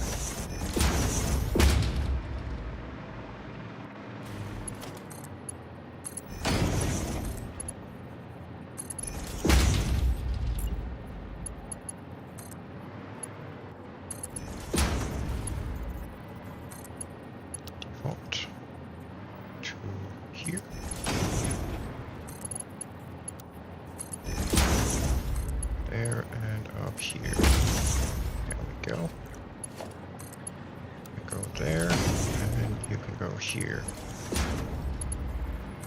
That'll be there. And then need to go up there. There we do. There we go. Alright, so let's see. I think I did bottom one for sulfur, yes. Okay, so that should be fine. Should be fine. And I just need to run these together and we're good. So can we cheat and get this right up to where we need it to? Let's see. Can't move this out here.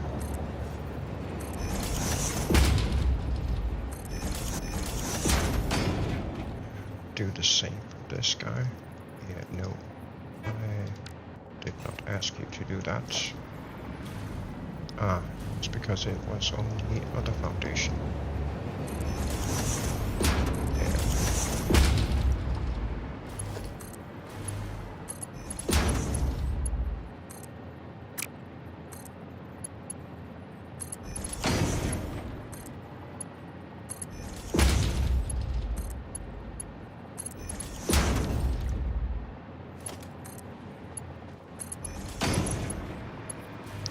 Go.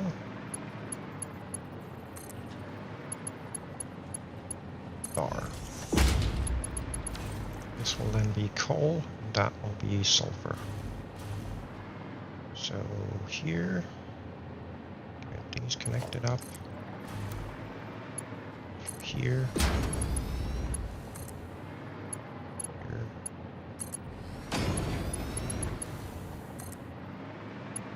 Oh, yes. Nice.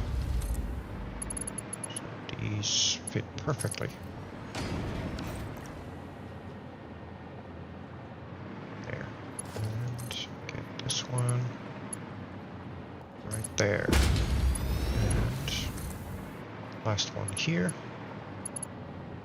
There we go. And these are then for group 3. And I can continue these onwards through here. And here, these marked ones are for group 2. Group 1. And the final set is for group 3, way down the other end. There. Okie dokie.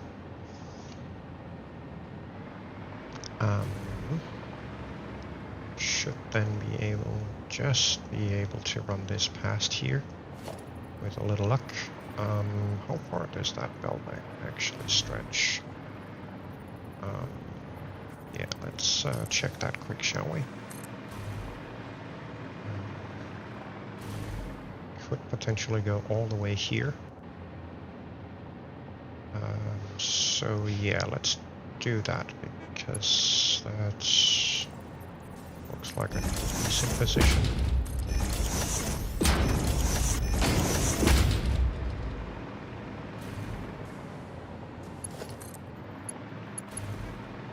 And this is where group 1 comes off.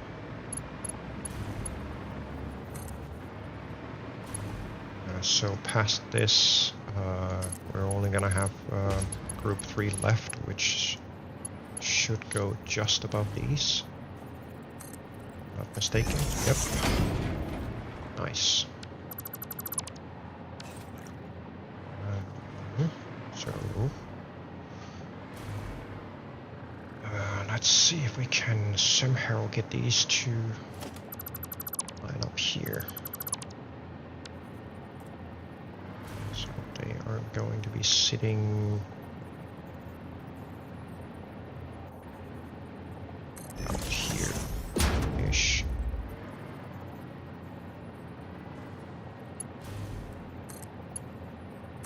That height.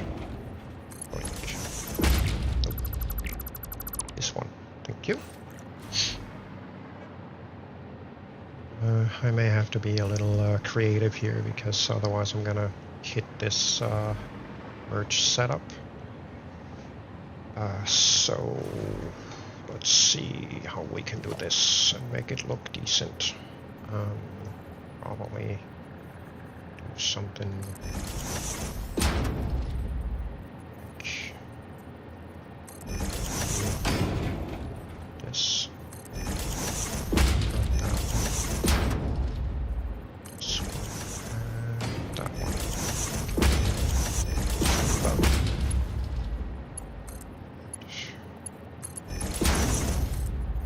Just run these over.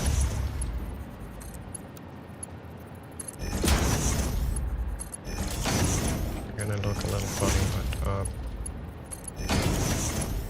because they don't clip. There. That's fine.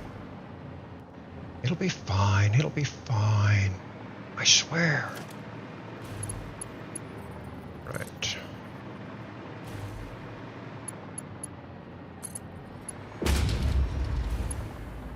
This should be group 2. Oh. Hold on. Ew. I did swap them around. Dang it. Did I?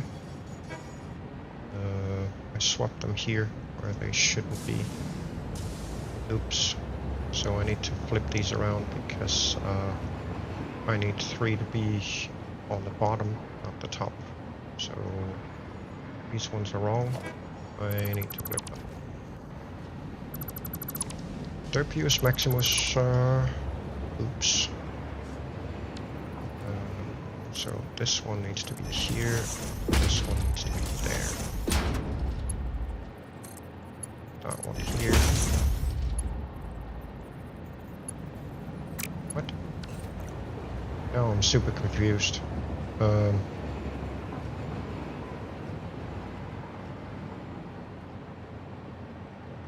Yes, I need 3 on the bottom. So that one is right. And I need 3 on the bottom. Yes, okay, so I had them swapped. That is now fixed. And these 2 are group 3s. That is group 1 and group 2 down here. Yes, okay. Good thing I double checked. Then I kinda need to figure out exactly how far I can go with these. Before it complains again. That would be right there. So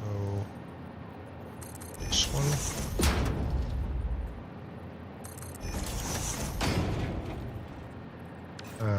Yes. And these I might as well just run as regular poles.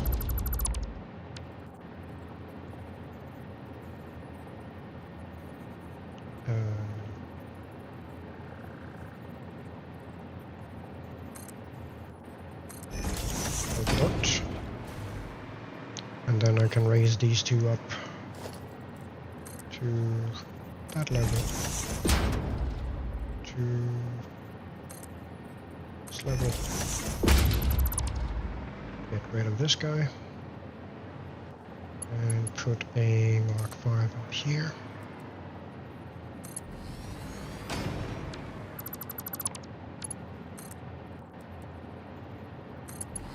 Mark it out.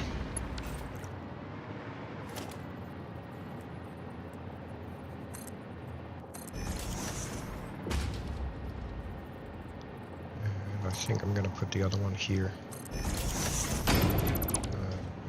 Because these are... Oh, you know what? I think I'm gonna do this instead. There. And we can run them straight up to those and then do the odd angled stuff afterwards. Yes. Okie dokie. Let's get these hooked up.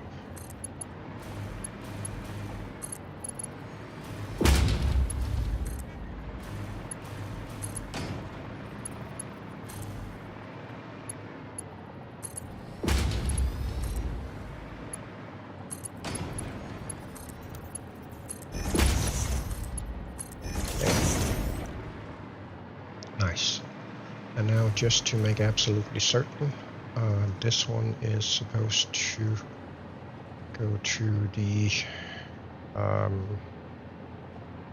left one, so that's going to be the right input here, which it now is not. Shoot.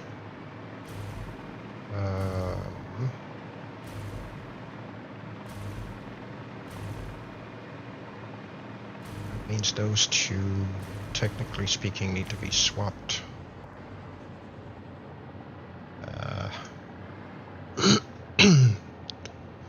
Derpage.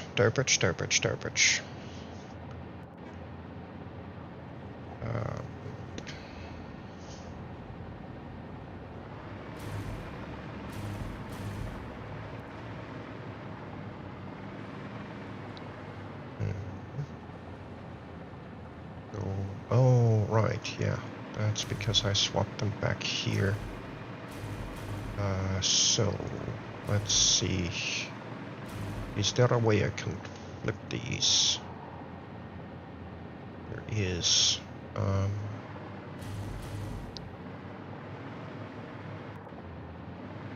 Shoot.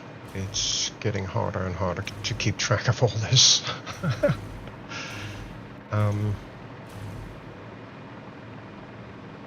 Just need to go back here and check quick, just to be absolutely certain. So, 2 for the coal is here.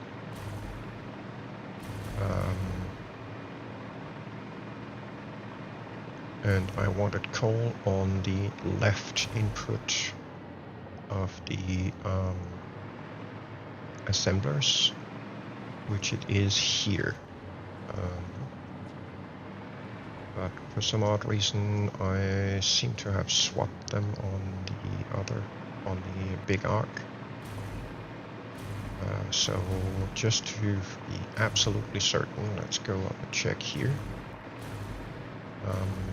Yes, because that one is the one that goes to the left.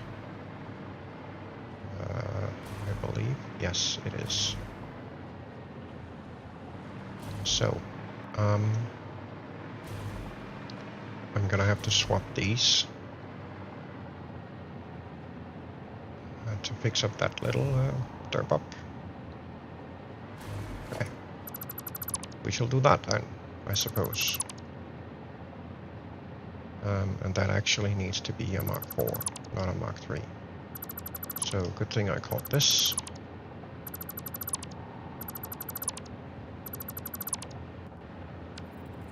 So, let's see. Splitters, right, DARs, and DARs. So that one goes to this, and this one goes to this.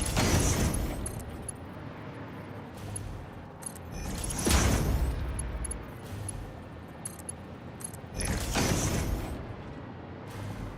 And then this one should probably be more. Yeah, because we're gonna need 300 in here, and a Mark III only does 270, so good thing I caught that. And then I need to swap these as well, because they are also wrong. So let's get those swapped. And they were also with Mark III inputs, where they should be Mark IV.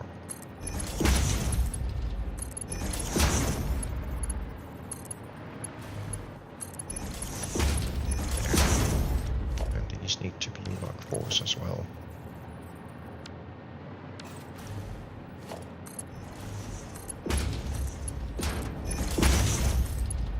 Yeah, that's better.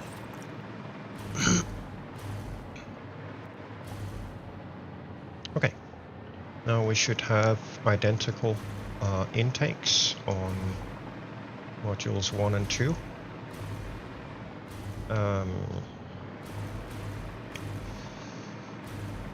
There, then can focus on. Let's see, get that. Let's go see about setting up a bit of cache here, or rather load balancing coming in from the trains. I still think I want to potentially upgrade to Mark V on these,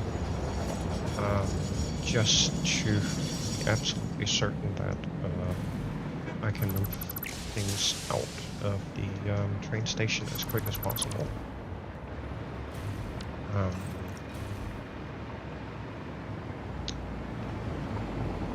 Let's see.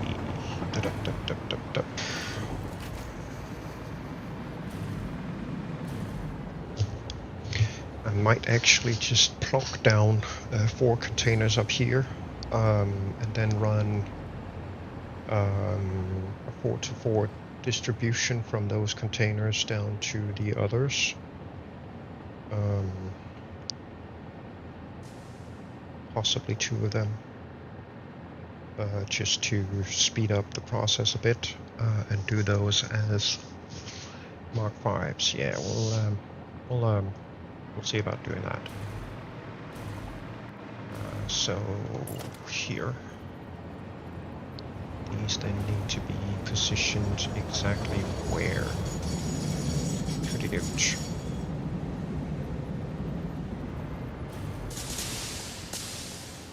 Not all that easy to see, so possibly there.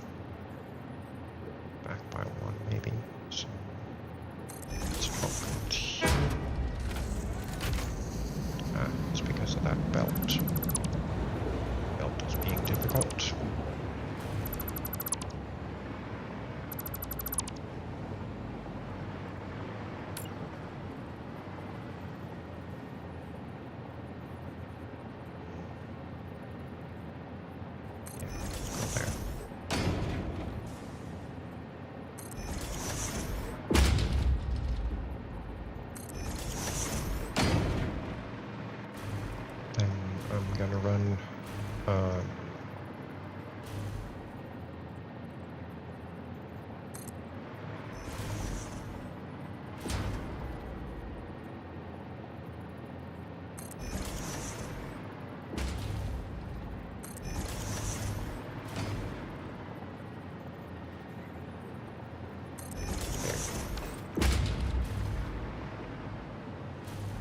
Yes, I think we're gonna run these as Mark 5s.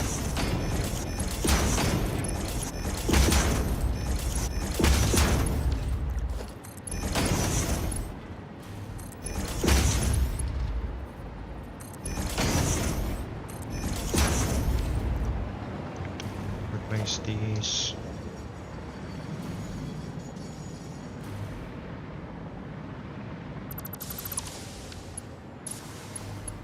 Ones. Ensure that they connect properly.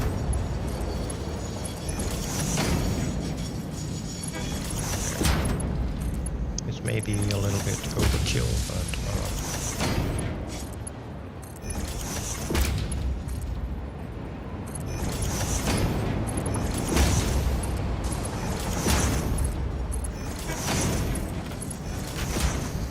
at least then I'm relatively certain that we can vacate the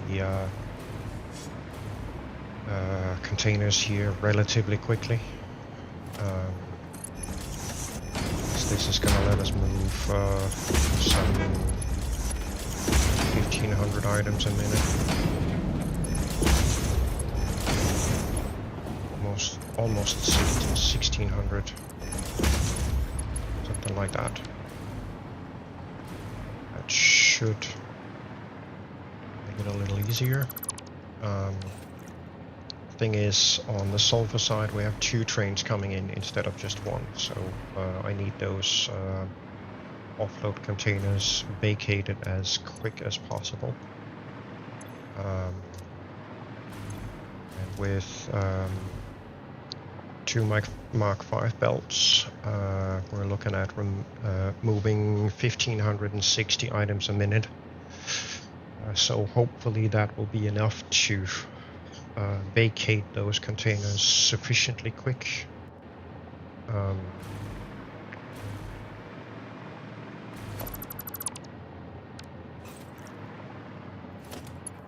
But yeah, we will see how it turns out. That was not far enough.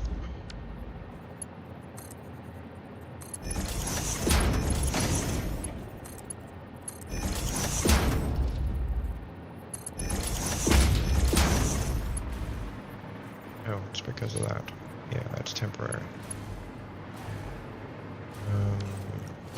These didn't go and duplicate themselves, did they? Yeah, I don't think so.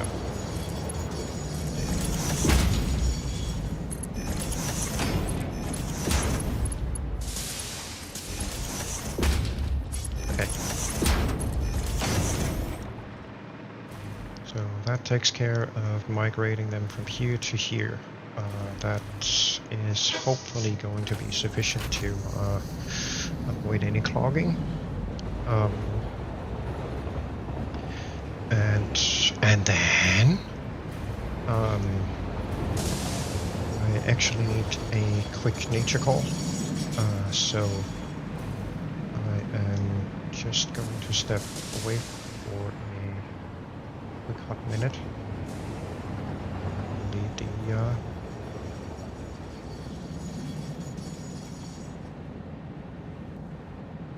view here, and I will be right back.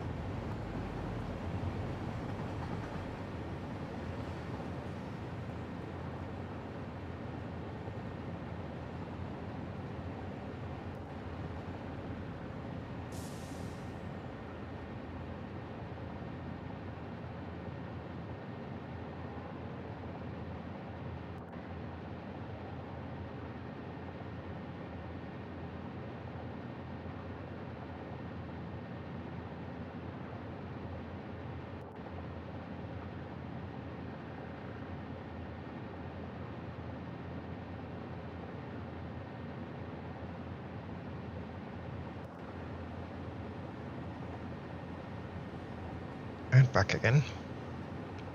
I'm still a bit under the weather, so please excuse the semi-raspy voice. So to put the quantities into perspective,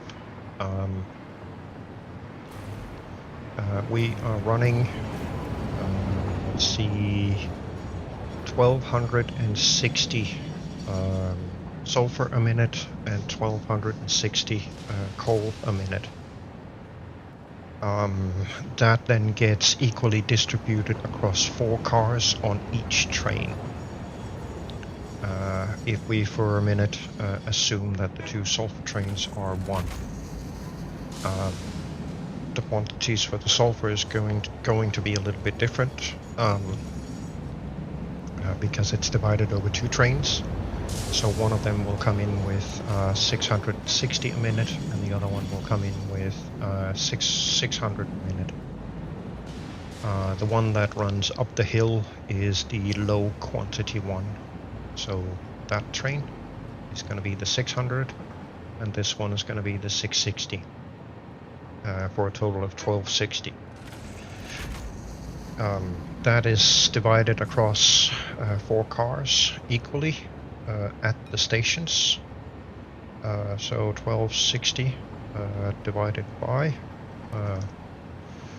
4, that's 315 per car a minute. And I have set it up to be able to move 1560 a minute. So 1560 divided by 315, that's almost 5 times the speed that we're acquiring the ores at per car. So it should clear them out pretty quick.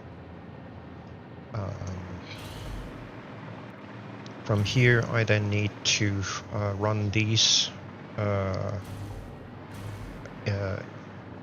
first intake caches equally distributed between these supply caches. And for that, I'm going to make use of a blueprint that I replicated from one of Total Eclipse's streams, which is this guy. No, not that guy.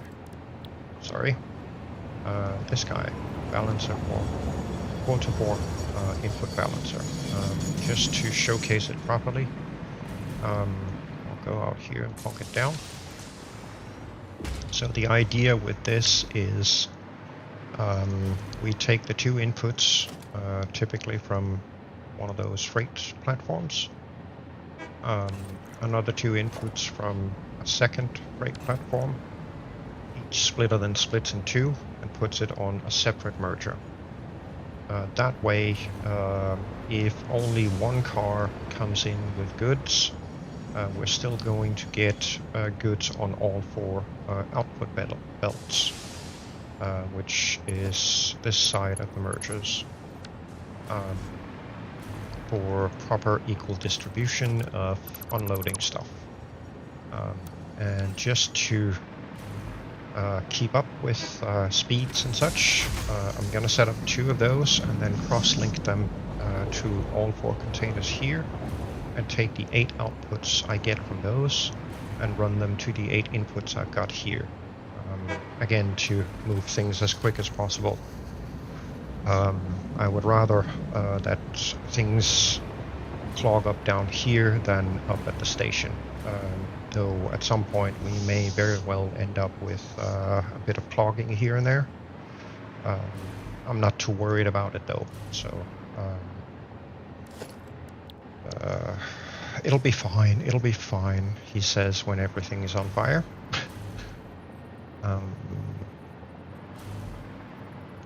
Let's see if we can't figure out a way to place this down where these line up somewhat, the containers. I believe it should be here-ish. Let's lock that in place and see. We're off by 2 grid spaces on that side, and by 1 on this side. How does that work? They should line up perfectly. Oh, they do. Just being a visual derp, I guess. Right. I don't want these to be smack up against these containers, because I like the belts to crisscross, so I get one input from each container on one of these and rinse and repeat with the other side. I think I'm going to move it to here. That may not be sufficient, but we shall see. About there maybe? Just check the inputs. Yep, that looks good. And then on these, I only have the blueprint with Mark IV belts, so I'm gonna go through and upgrade these to Mark Vs.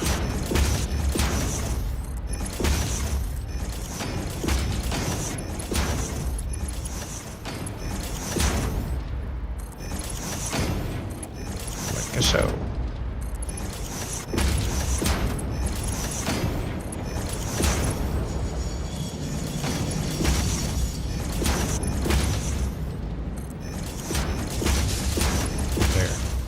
Upgraded. This will then give me hopefully enough room to plonk down a bunch of these guys. There. So this is the middle foundation between the two stations above.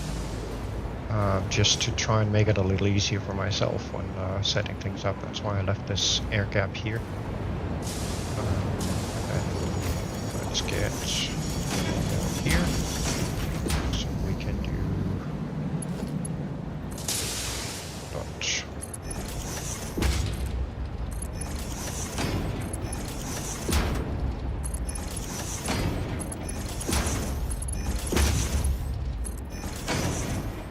Maybe I'm being a little over-engineering things here, but you know, it is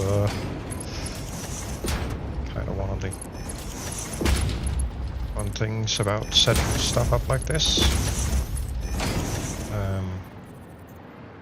See, nothing beneath. Good. Right, so let's see if we can't get stuff hooked up here. So on this one, I think I'm gonna go right about there. And let's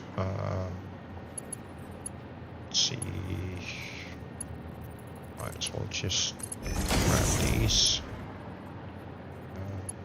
Let's see, where does this want to go on this one? This is probably a bad idea, but okay, that's gonna run through there, so I think we're just gonna do this instead.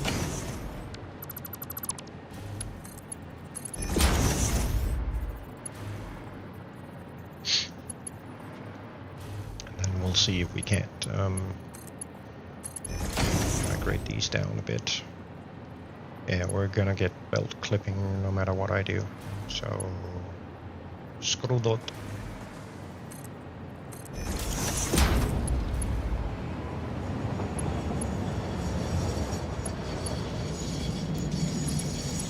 Here.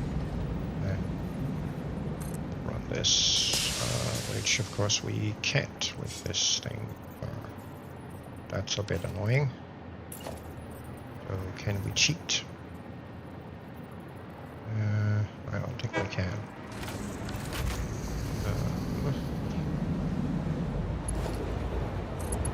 We will do that. Let's see, this one wants to be here.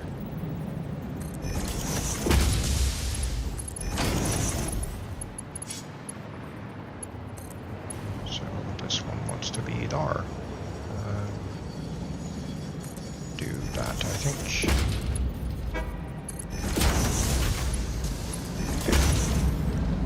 That's 4 containers hooked up to one module. And this one I'm gonna redo.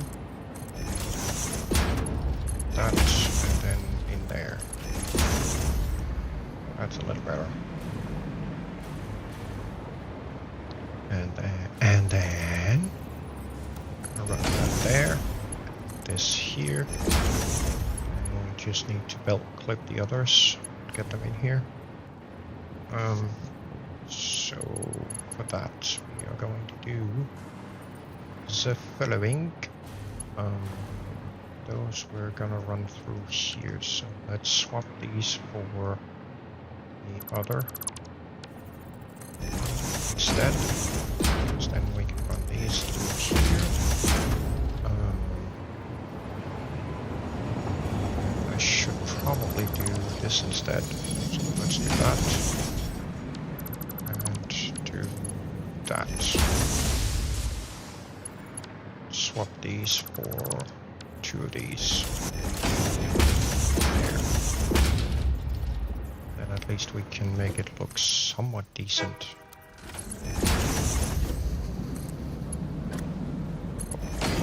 There. That's better. I'll run this one to here, and then see if we can get that up here, which we can. Sweet, sweet. Next one is over here, and we should actually be putting it there instead, I think. See if we can get that. Yes, sir. Okay. There we go. There's a little bit of clipping here and there, but I suppose it's okay. There.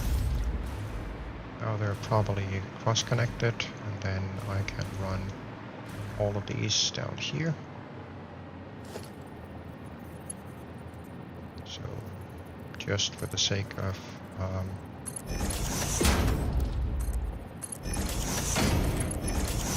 things the same way, I'm gonna do this, and this one can go straight to the container. This one, however, will not.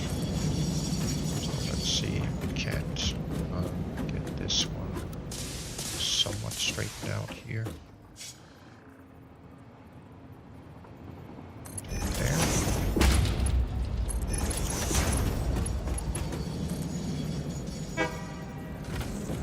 Next one is on that one, so that's here. Final one is on this. So there. Oh.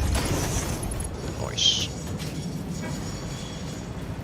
And then rinse and repeat over here, except one floor down. One input level down, yes. Like a dot. And that's too far. Eesh. Then we will go to here.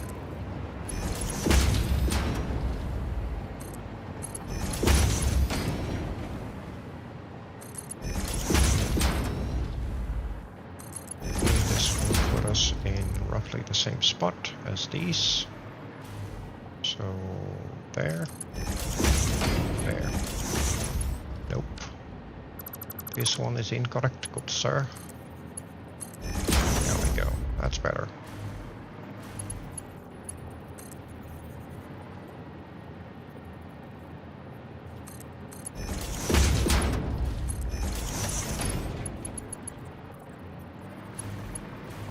And here to that one. There. And then this one can go straight. Like. So that should be super high speed intake, load balancing, equal distribution over to the supply caches so they can start siphoning off.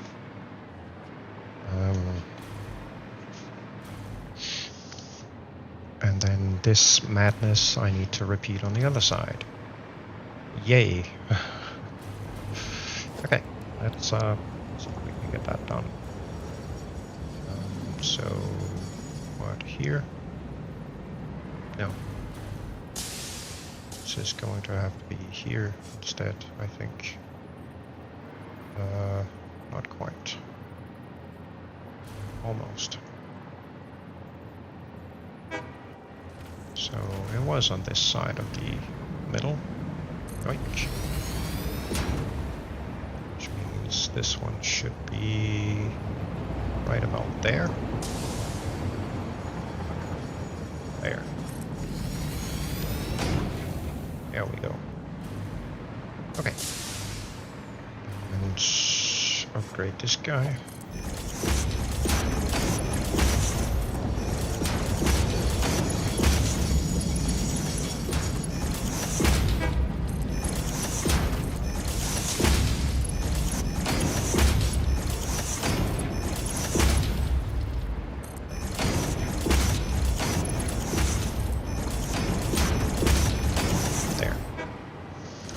I need to see if I can figure out how I did this over here so I can actually replicate it.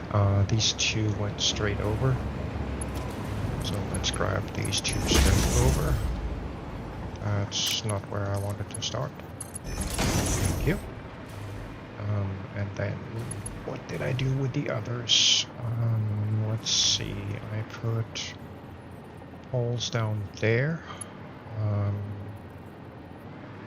And across here, so let's see, I think I did here and here. Ish. I think so. Maybe. Not entirely true, but sure. There.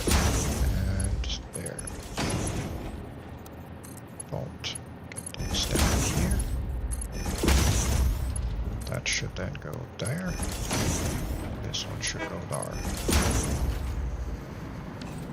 That is one of them connected up. And then this one here. I think I did these ones at the very top. Like that.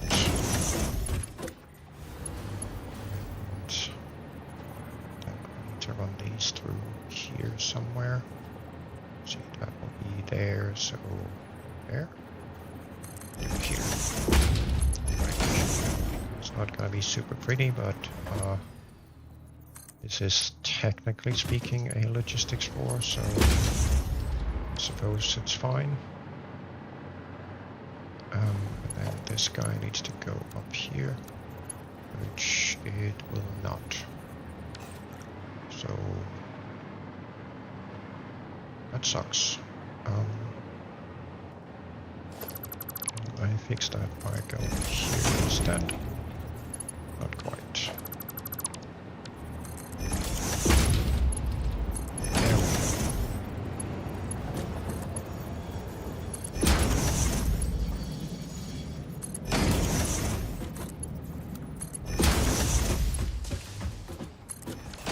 There we go. That's all of them cross-linked into proper distribution. Just need to get this stuff down. Hooked over to the pole connections, and then we are technically speaking done with the unloading.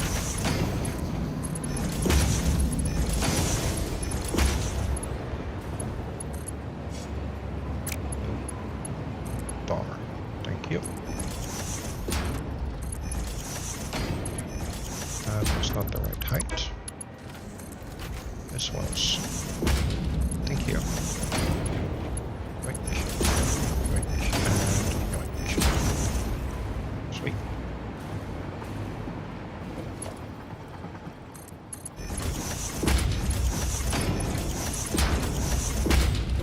And same as the other side, this one should then go straight to that. And this one needs to go to here, -2, so it can connect to that one. This one goes here, -2, there, and that one to this, -2. There we go. Sweet. And then, as we learned on the other one, we're gonna have to put up these guys back here somewhere. So let's try and put them underneath here. That's not the right position. That one is. These then roughly equate to the conveyor lifts above. So we can just go straight down here and across to there and to there and to there and there. This one goes straight. This one goes to somewhere over here.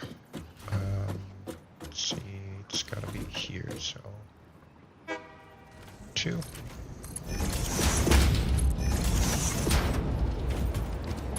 This one has to be here.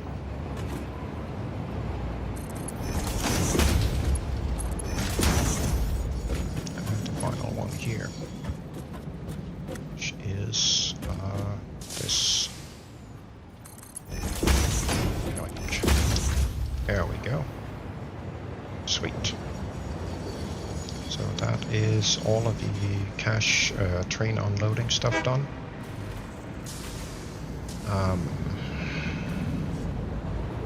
With a couple of extra caches. Bottleneck is, of course, always going to be the merger setup here, which is, technically speaking, it's fine. Because we are spending the exact same amount as we are bringing in, so it doesn't really matter all that much if all of this stuff ends up backing up a little bit. In the grand scheme, it shouldn't back up too much, simply because, you know, equal quantities. So,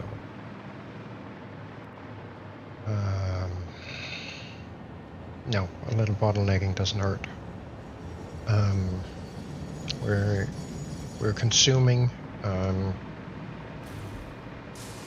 let's see, each of these 2 arcs is consuming 600 a minute. There are 2 of those, so that's 1200. Plus another 60 for these 3 in here. So that's the 1260 that we're bringing in.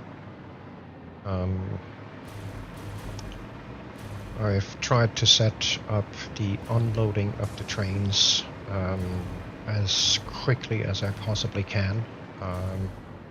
Technically speaking, we're bringing in 315 a minute per car, so per freight platform, and we are moving 1500 a minute out of them. So hopefully it's not gonna end up with the freight platforms completely overfilled and not being able to unload the train even when the 2 sulfur trains come in butt to butt. But we'll see how it goes. It shouldn't be a huge issue. So last bit I need to do here is actually I need to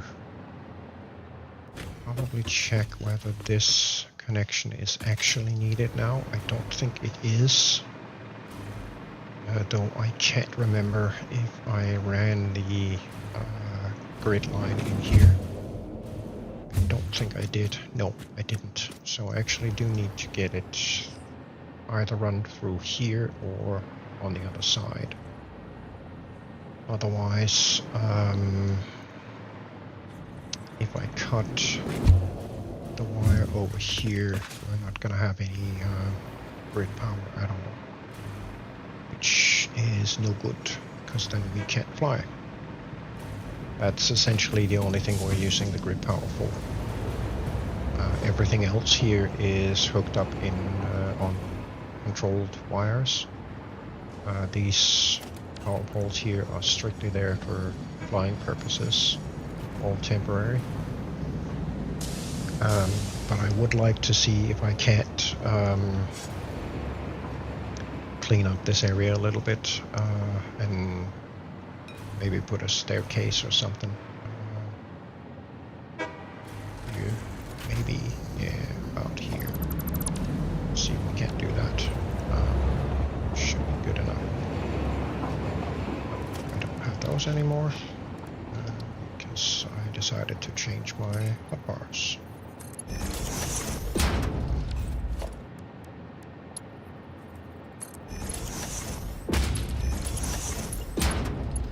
Should just clear the belt. Almost. Almost. That'll be fine. It'll be fine. It'll be fine. Let's get some OSHA.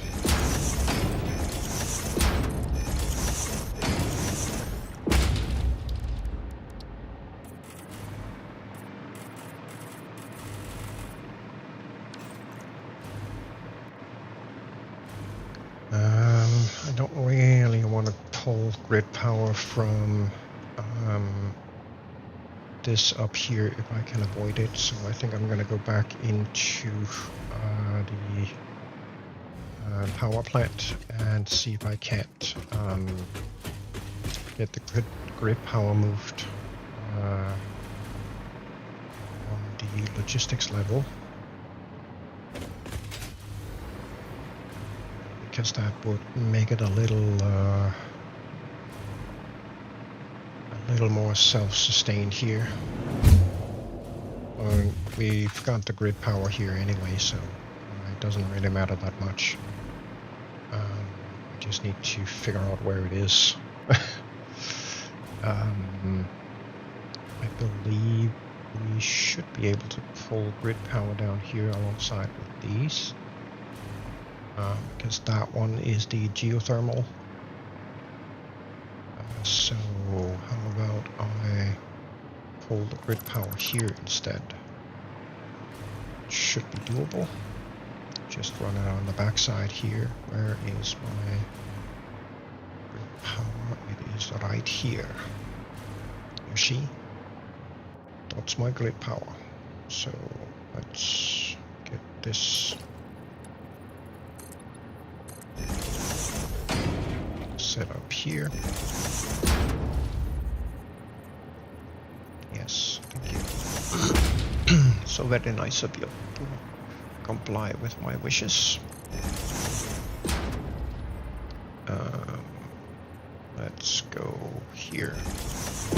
Then run a plug through the wall here.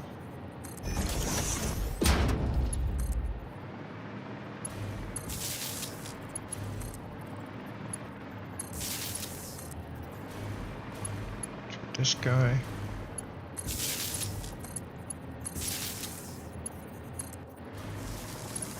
Thank you. So very nice of you.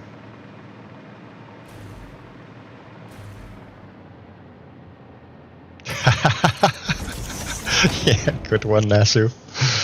Remember, kids, factories without aesthetics isn't a proper factory. It would make the workers revolt and riot, and that is not good for work morale. Right, so I need to get that one all the way over there without interfering too much with any of the other junk here. So let's see. Let's just run that through here to begin with.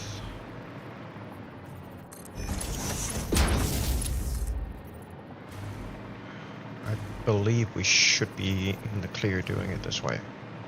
Just need to work out where it's too long, so that will be there. This should put us, let's see, that's right underneath the blenders, so we should be good to run this way.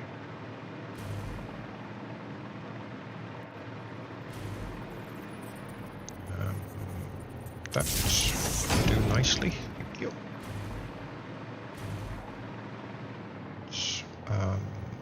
I may have to hold it out a little bit here. Yeah, that's no good. Do it here instead.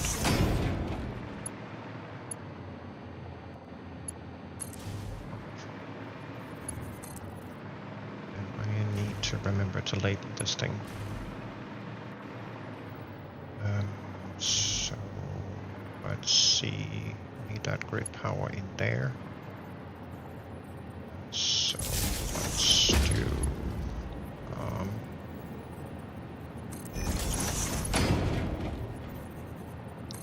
it here.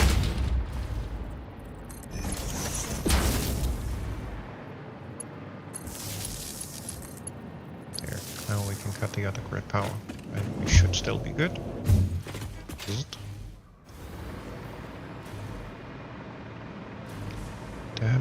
Damn.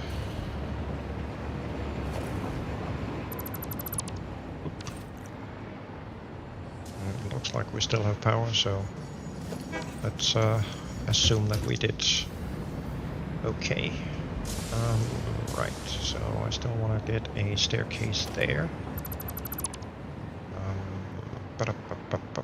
Maybe we just put it here because why not? I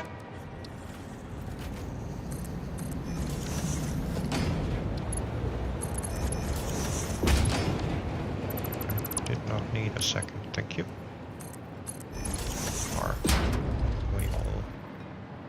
expand the log platform a bit.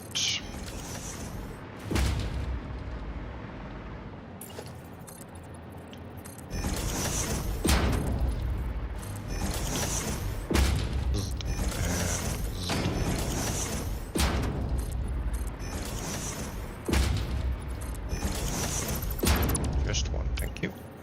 There we go. Not entirely sure yet what I'm gonna do here in terms of decoration, but we shall see.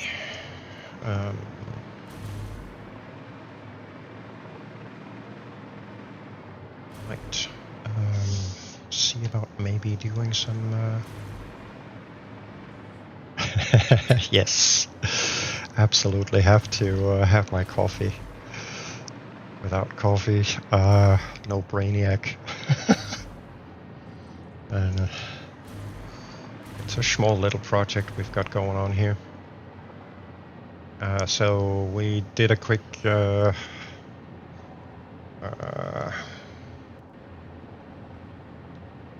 cross calculation. We're going to end up with about 67 gigawatts surplus coming out of this place. As far as I remember, the total production capacity is somewhere between 75 and 77 gigawatts, including the coal plant that we're going to put up. So there is a cost of about 10 gigs to run it. But I mean, you can't exactly produce energy without also putting something into it. Nothing comes for free. But it's still a pretty good ratio. And it's definitely going to solve our immediate impending power doom.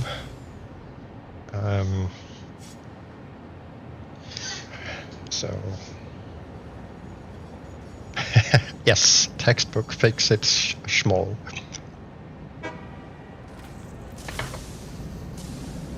I mean, I've seen people do much bigger than this. Kibitz is a perfect example of doing everything fix it big, I guess. He always builds completely over the top, and there's just no competing with him just because of how big he builds. And, you know, to each their own, right? In most of my previous playthroughs, it's been more about trying to get things built and working, progressing a bit, seeing everything that the game had to offer. But in this playthrough, I decided to try and go a bit more aesthetic with my builds. And yes, that has definitely drawn things out quite a bit. But overall, I'm honestly much happier with what we've accomplished. Because it has a much nicer look than, 16 levels of floating platforms, everything set up in a cube to be, function before form, and efficient setups and all that stuff. Building this has been completely inefficient and very time consuming, but it does have a certain wow effect to it. So all in all, I think it has been definitely worth it, spending that extra time doing a bit of beautification here and there. There's still a lot to be done here, but we've got a metric shit ton of pipes to run still, so until we get all of those done, I don't think we're going to do much more beautification here.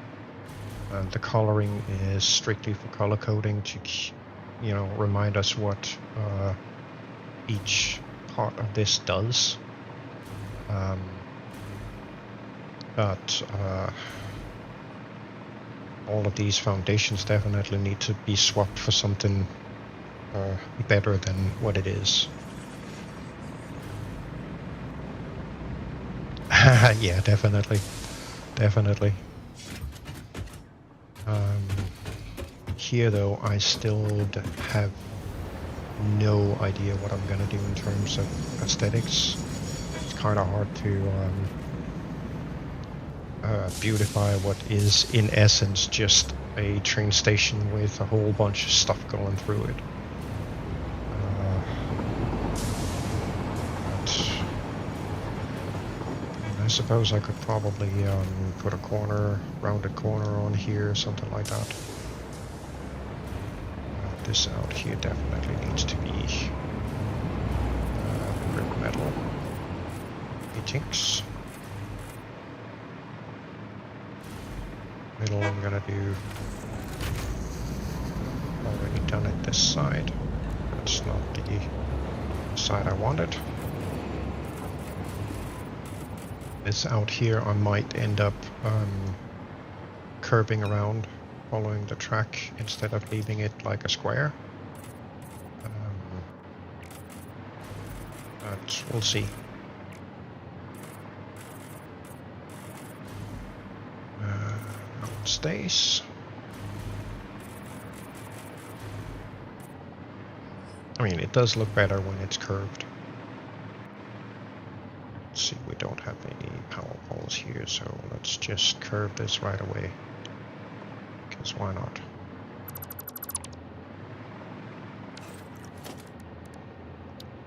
I am going to need EU, sir. Thank you.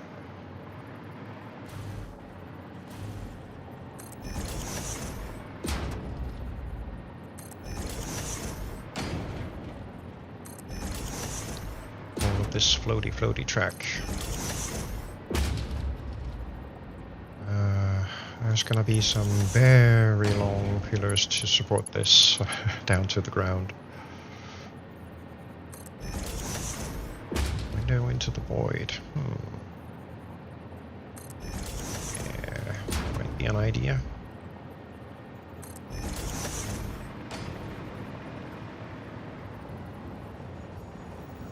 Go up there.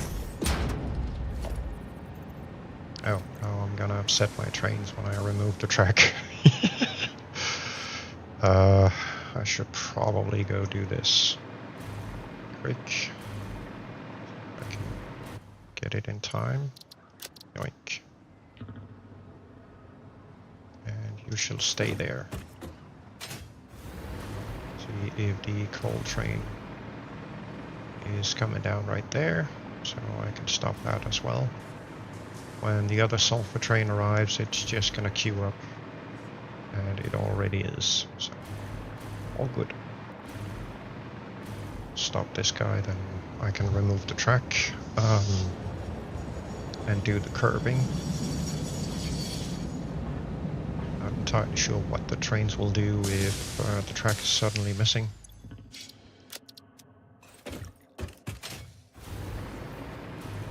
Not gonna risk it, so yoink.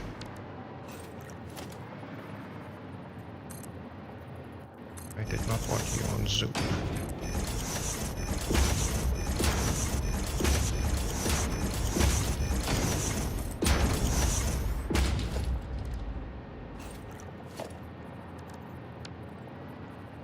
Make the workers remember what happened to Jerry when he tried to hoard precious resources. Yeah.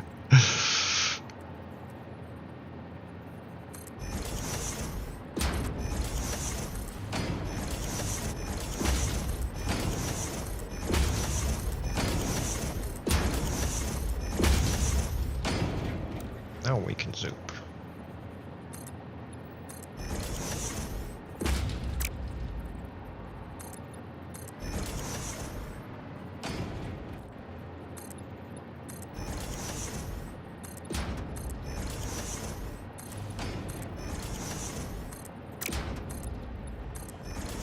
Get a couple of foundations across here.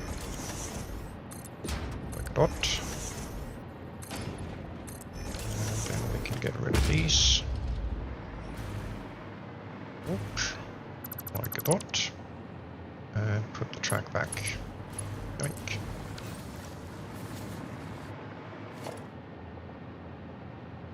It's a bit too sharp to make it super smooth, but this will do fine in a pinch. So let's get these things moving again. Off you go. And off you go. Station unreachable. Are you kidding me? Why are you saying station unreachable? Ah, because that one didn't connect up as a switch, I think. Yep.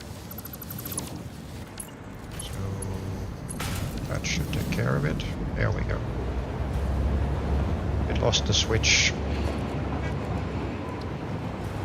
Yeah, they could definitely have done a better job with the trains in this game, that's for sure. It is very simplistic. There is no, and absolutely no dynamic pathing whatsoever.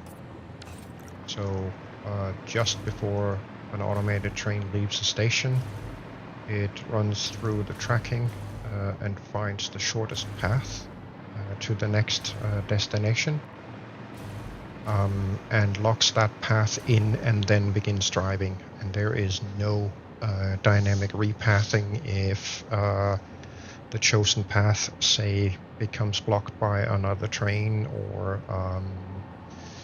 say there's a siding available that is can be used instead of the path that was chosen being occupied. It won't pick the siding instead. It'll still just queue up on whatever path it chose to begin with, so that's kind of a bummer. You know, can't get everything right.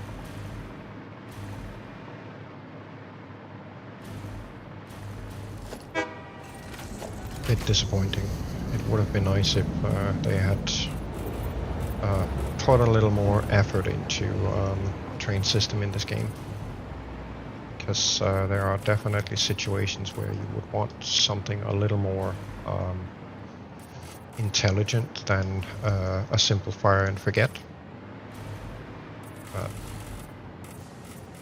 You know, people complained about it, 3 years ago, and they still haven't made any significant changes to it, so I guess that's not happening.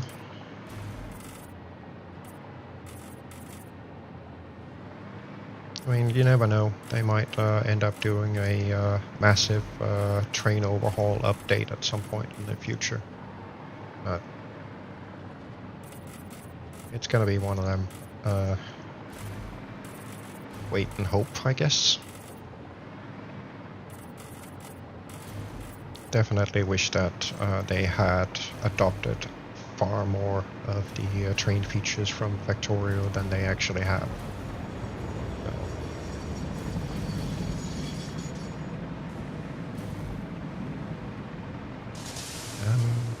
Oh, maybe I do.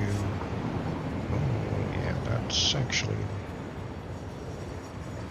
not all that bad an idea, I think. Let's see, here we are actually good to do something like this.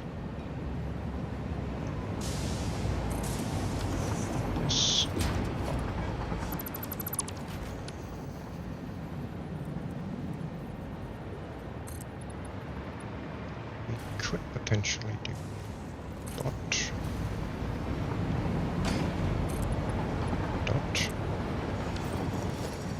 and a couple of these.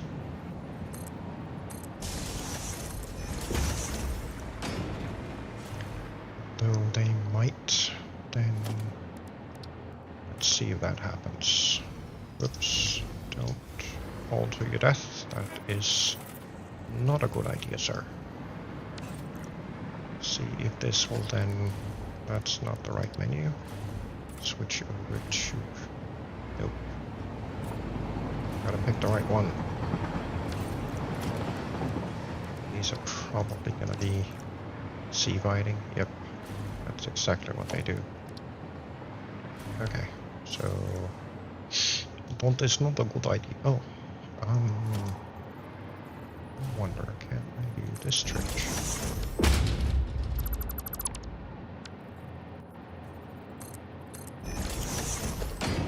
Then get it to do it? Yes, sir.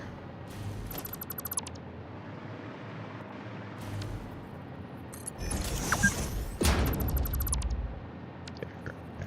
This guy. There we go. Not perfect, but almost.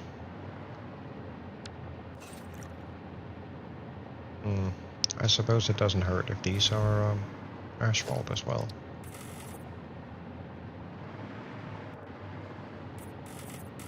Okay.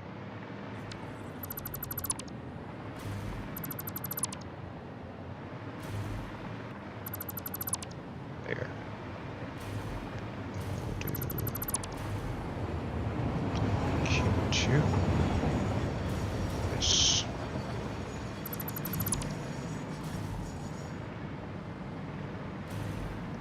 Then maybe do, oh yeah, why don't we do, let's see, these would then have to be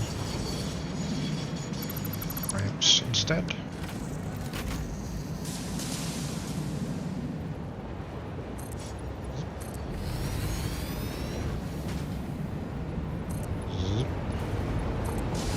And they don't go in. Oh, actually, they don't need to be ramps. A complete derp here.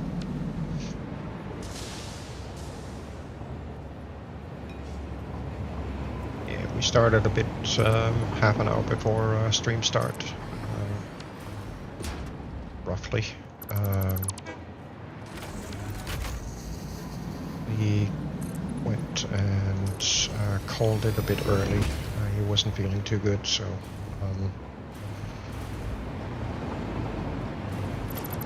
Can't really get into a fight with health. Health has to win every time, so I'm hoping that he will feel better in the morning. To there, and to there. A couple of inverted ramps.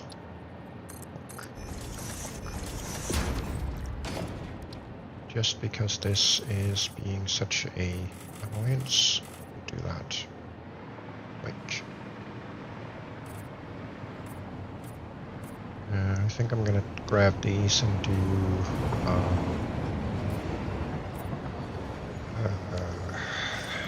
try and do 45-degree corners on them instead. It's, I believe they put them in as part of the 1.0 update. They pop up with different messages depending on the amount of time that you've been playing, just to kind of remind people to stay healthy playing their game. Actually, these are not needed if I'm doing a 45, so let's do those right away.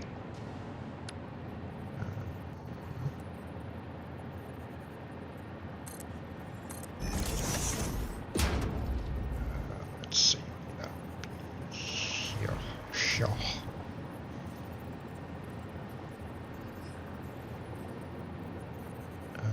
Let's see. We're gonna put them slightly out this time, so here should be on vertical. Okay, got that.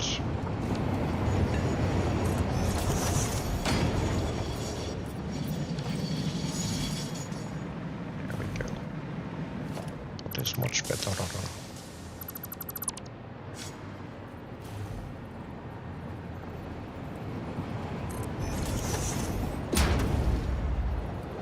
This here.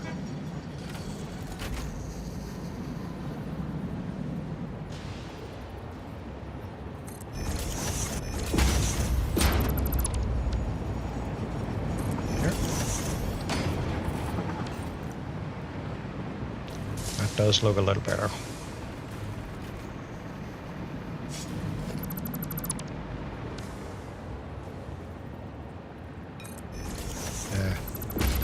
Derper Witch. Yeah. What is what we needed to do.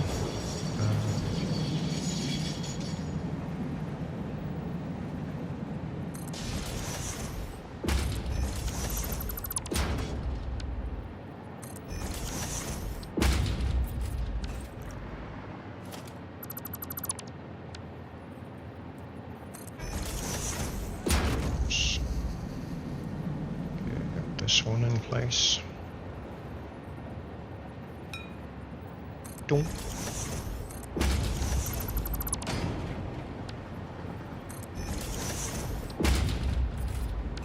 There.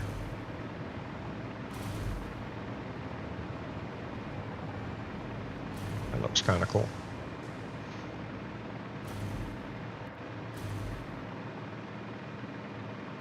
And then I think here I'm going to extend this a little bit.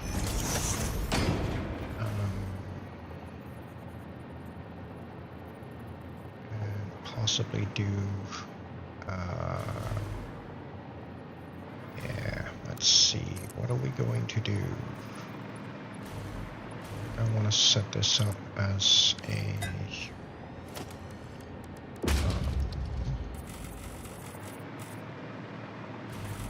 observation deck of sorts.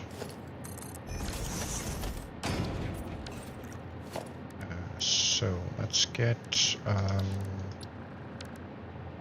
yeah, let's get some glass roofing here. There. Then we can do dot. And let's see. Do we want to go all the way? No. First another one here, so we're gonna need this to get them to line up, otherwise it's not going to play ball. There.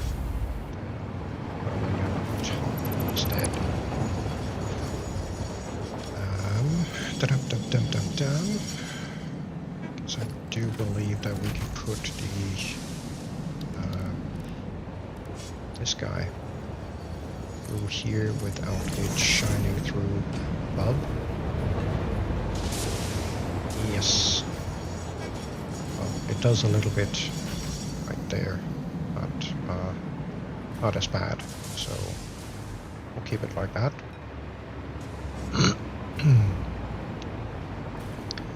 And then do a little bit of wall magic here. Because if we do dot, and dot, then we can grab the other one, which is this one, that down here, a little luck, and turn these into concrete.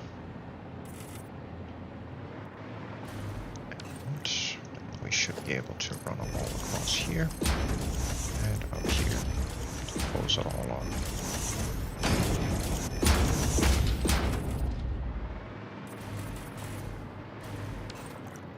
That did not get textured. There we go. And put this out here.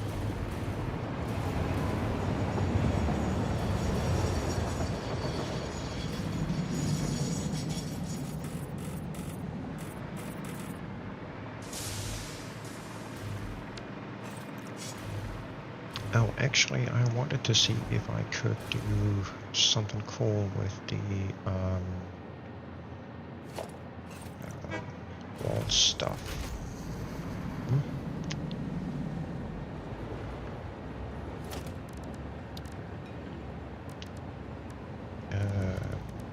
Where is it? Where is it? Where is it? Right there. Here, maybe?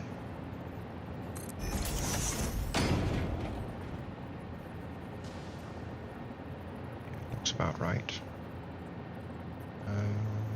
Okay, so let's see if we can't cheat this a bit. No. Go away. There. Thank you. Can go over there for a bit. You can go. Was it here? It was, yes.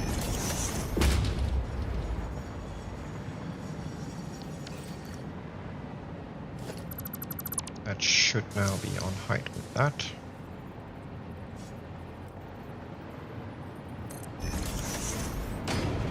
Which it looks to be.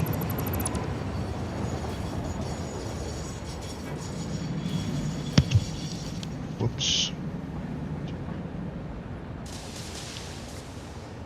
Then I just need to figure out how to get this. Yeah, we can probably turn that into concrete over here instead. Yeah, let's see if we can't do that. The rest here is concrete setup. Actually, this looks like it's pretty much perfect spot right there. So grab this guy, switch to this guy, see if we can't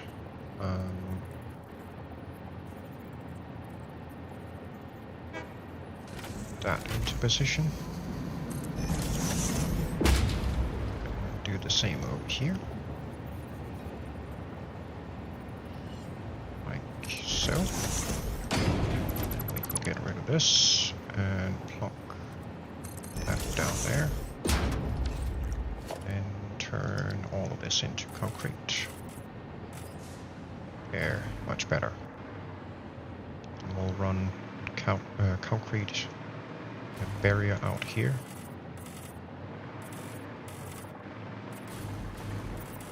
Well, I guess I could probably turn this into asphalt instead. Yeah, let's do that actually. Let's look a little better here. There we go.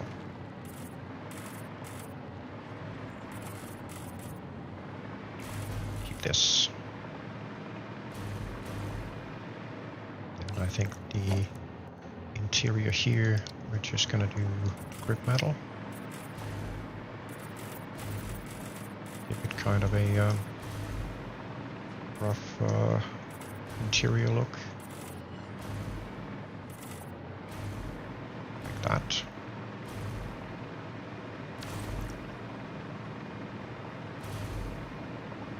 Yeah, that's a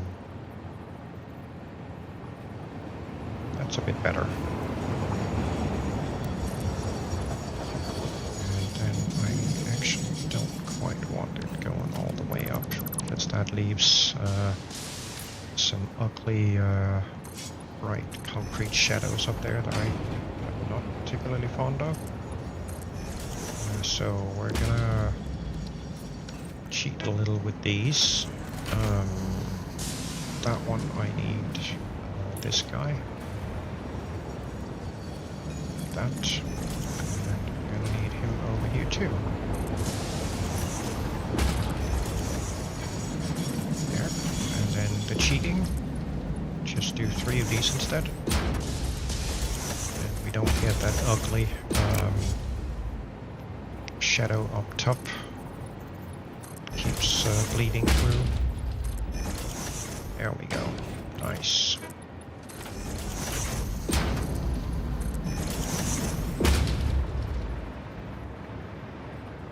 It's not completely perfect, but it's as close as it's gonna get.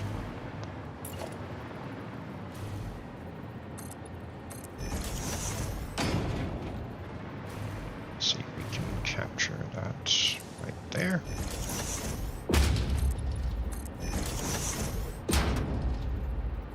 Maybe be lucky and get... Yes, there we go. Nice.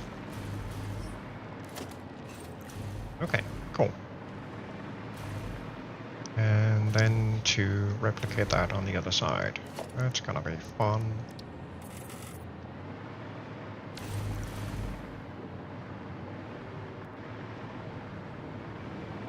The corner, yes we are. Okay.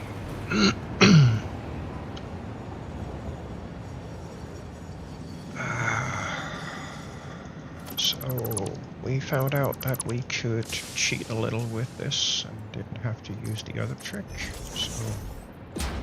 So let's just make use of that. Of course now I don't remember if it was one full tick. I think it was. You don't need to zoom. You need only do that. And then path.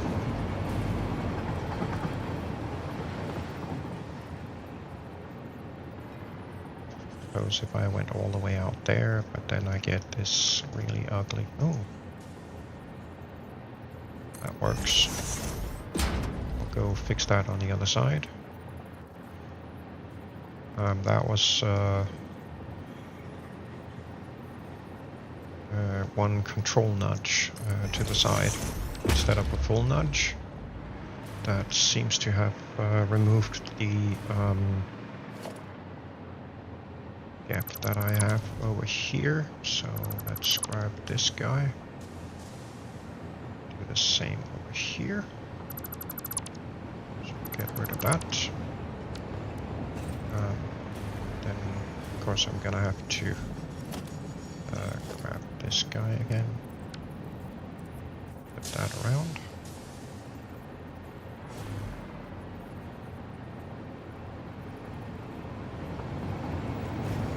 That is kind of interesting. Those two foundations are actually not placed in the exact same location. Interesting. Okay, well, in that case, let's try and see if we can remedy that.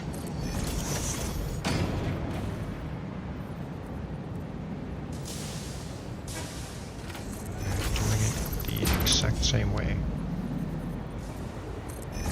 There.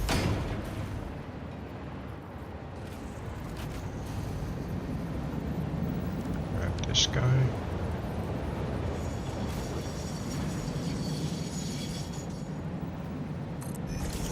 That's better. Much better.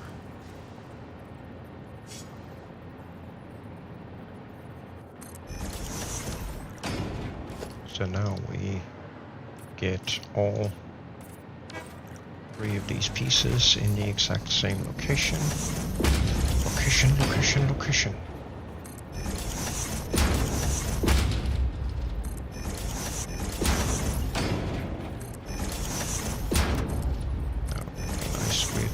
Soup. There, that's better. So now we don't have that annoying gap. It's gonna do a little bit of shimmering here when you get too close, but that's about normal for the power.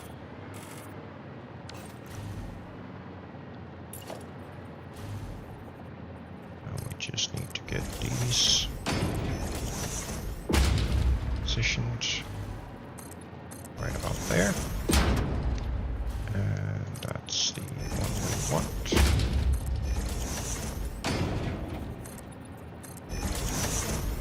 And I need to fix those two as well, like a dot.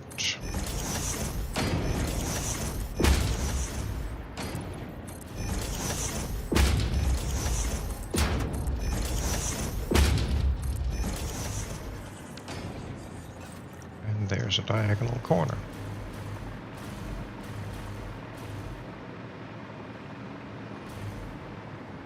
Nice. Very nice. Very, very nice. And we don't have any of those wall artifacting through the floor up here. We have a few of them back at storage hub that I haven't fixed up yet. I need to fix them up at some point. I actually would like to go back to our main base area and do a complete retrofit of the entire thing at some point. just because it's... Well, I'm not entirely happy with how it looks at the moment. But then, you know, it's gonna be one of them, yeah, we're gonna spend 3 weeks redoing all this shit. Which is probably not the most interesting thing to watch.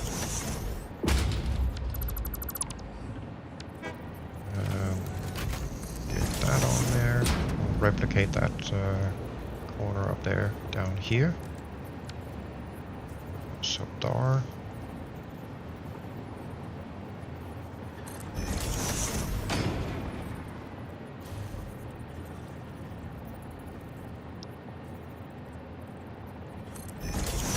There we go. That's one.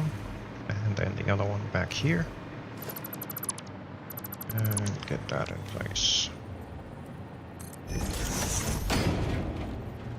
Plop. And these. No. I do not want it that way. Thank you.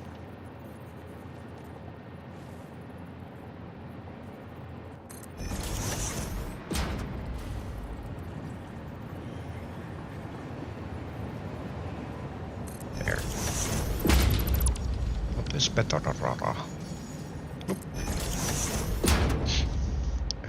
And then I just need a few of these guys down here to get the ball rolling, basically. I think I'm gonna do the same trick down here. Just to try and avoid having all of it look exactly the same everywhere.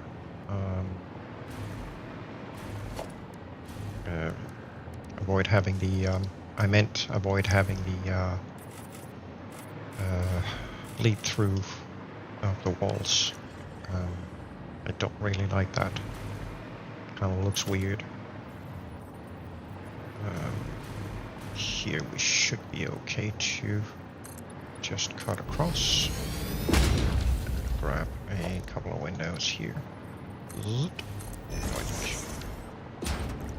We have black corners which show up in the black corners here, so they shouldn't be too visible.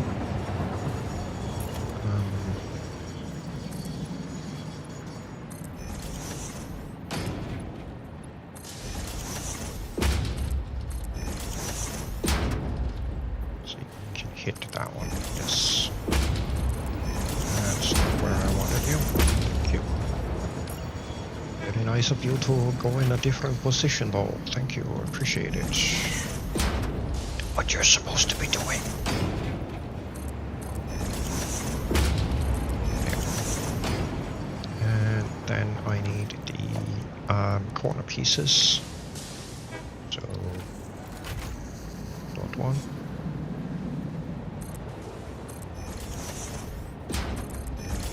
And then the other one.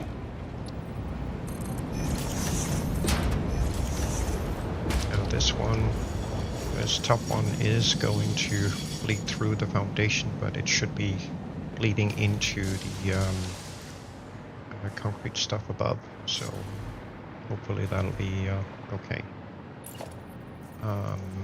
Actually, this needs to be, come to think of it,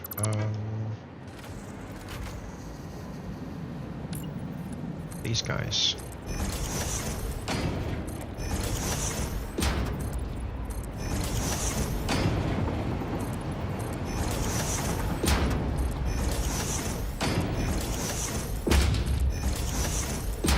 There. That's better.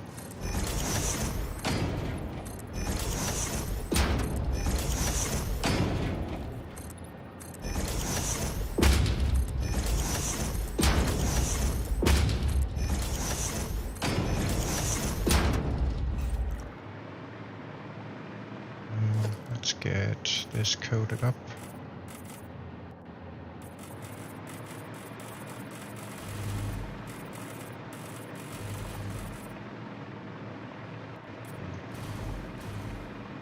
Game definitely doesn't like swapping textures on these things.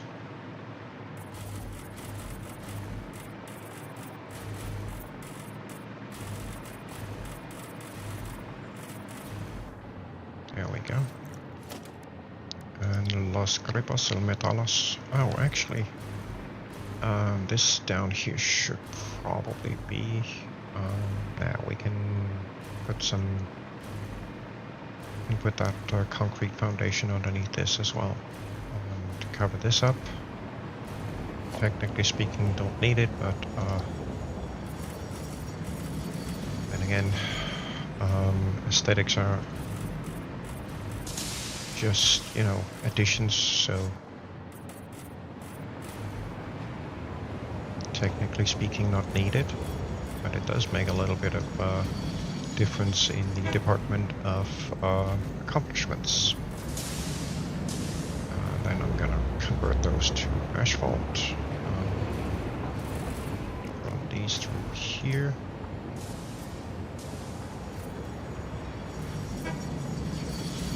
There we go.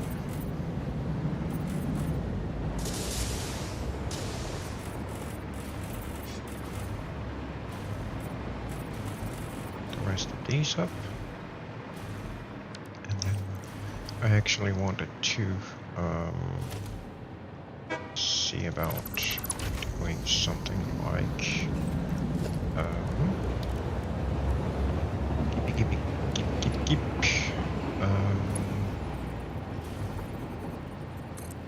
like this guy over to Lar with a bit of OSHA. Just because we're so fond of using it, you don't need to be there. There. And now we can go down. Now we have access to both levels. Then we can run this across here and leave the rest of it open. So it kind of gets that massive hall feel to it once we go down here. There.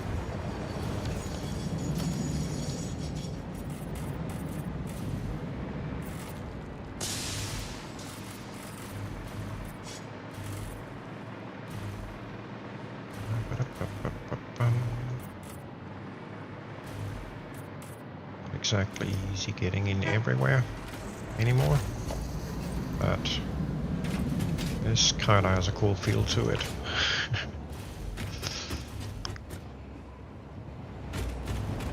Nice.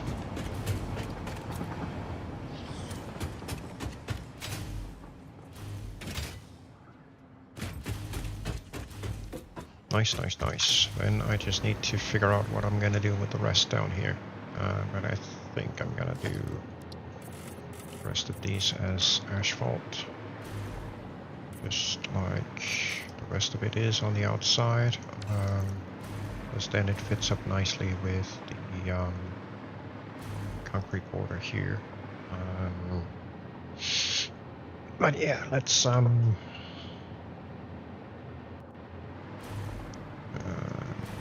get a bottom floor on here. Get rid of these quick.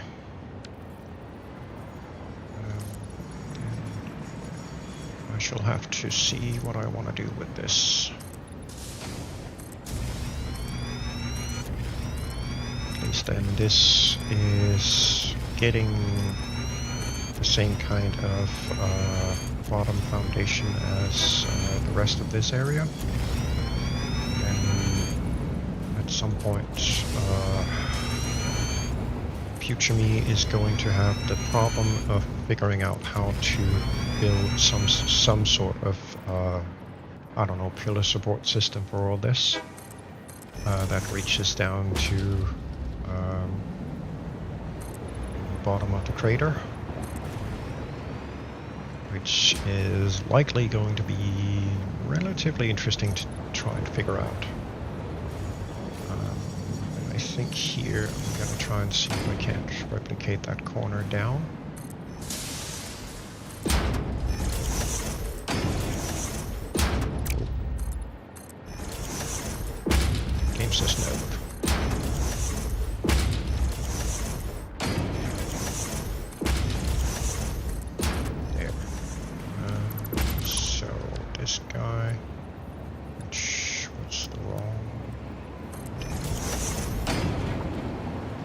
Out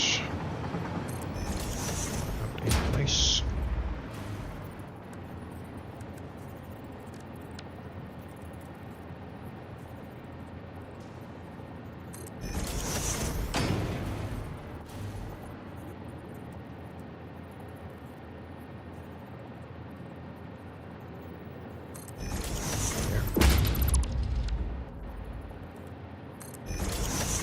Look a little different down here with all of it being concrete, but it is what it is.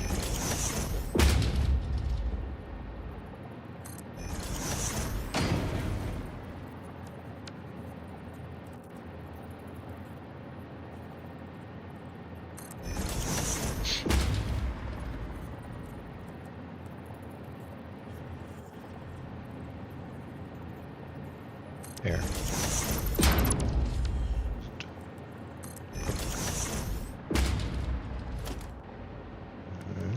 Le Concrettia.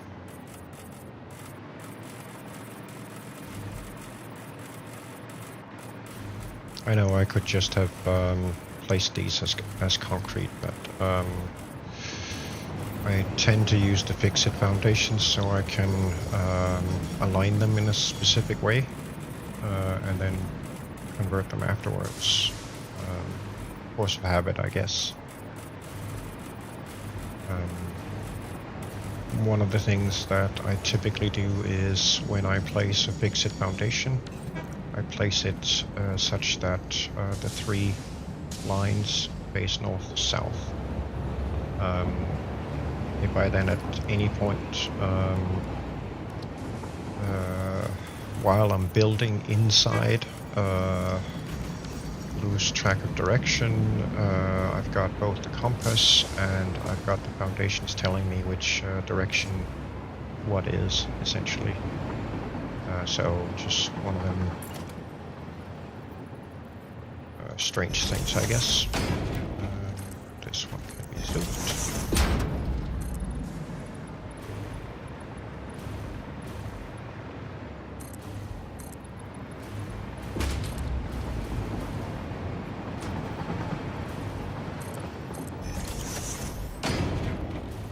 See if I can't get this here.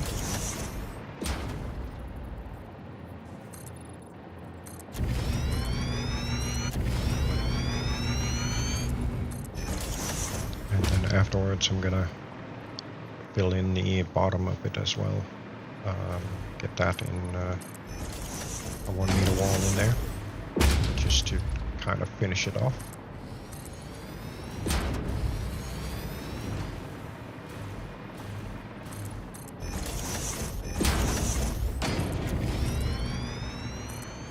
And I'll probably put a door in there so I can actually get down here.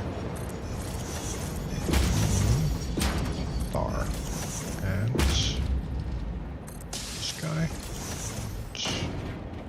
this guy. There we go. That was not the good spot.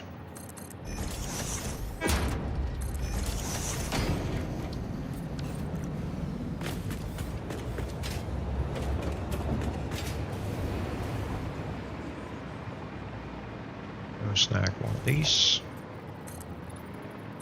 Zoop them around the building.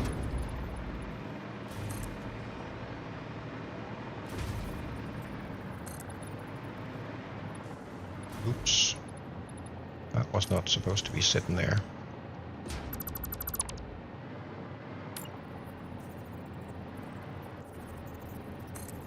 That's where it was supposed to be sitting. Thank you.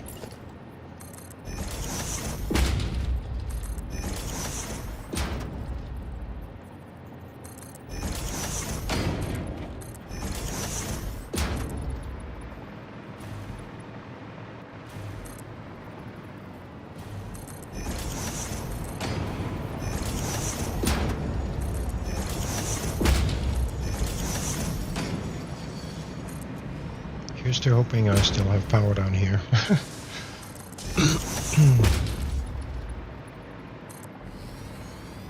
There.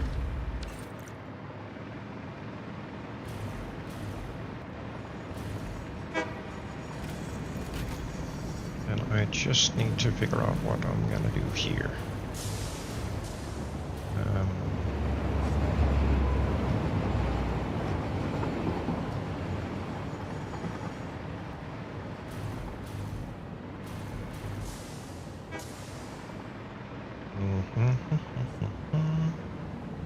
Yeah, that's gonna be at a time where I'm a little more awake. Yeah, this is gonna have to do for today, I think.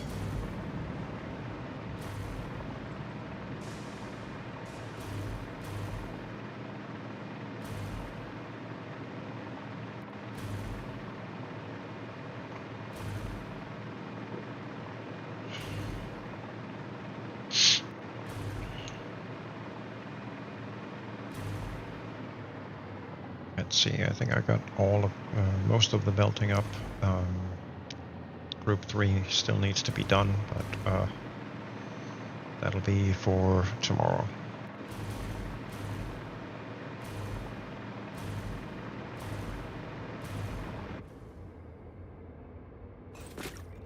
Oops. Edit timetable. Let's head on back to main base.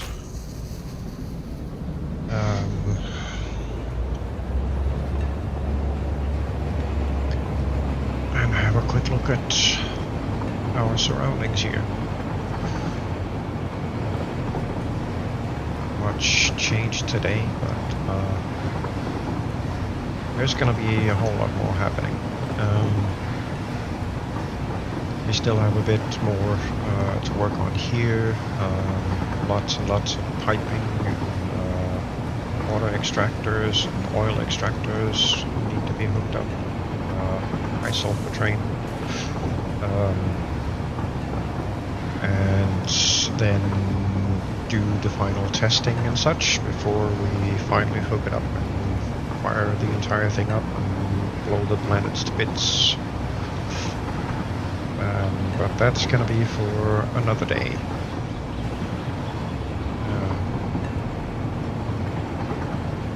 We also have a little future project coming up involving our good friend Dragon. When I say December, everything immediately springs to, you know, Christmas month and all that stuff. So as far as I know, Coffee Stain is working on some kind of updated version of Fixmas. So we don't really know if Fixmas is going to be any different this year than it has been in all the previous years, but we'll see. We've put up an area in preparation, so when December 1st hits, our good friend Dragon is going to join us, and we'll see if we can figure out how Fixmas works.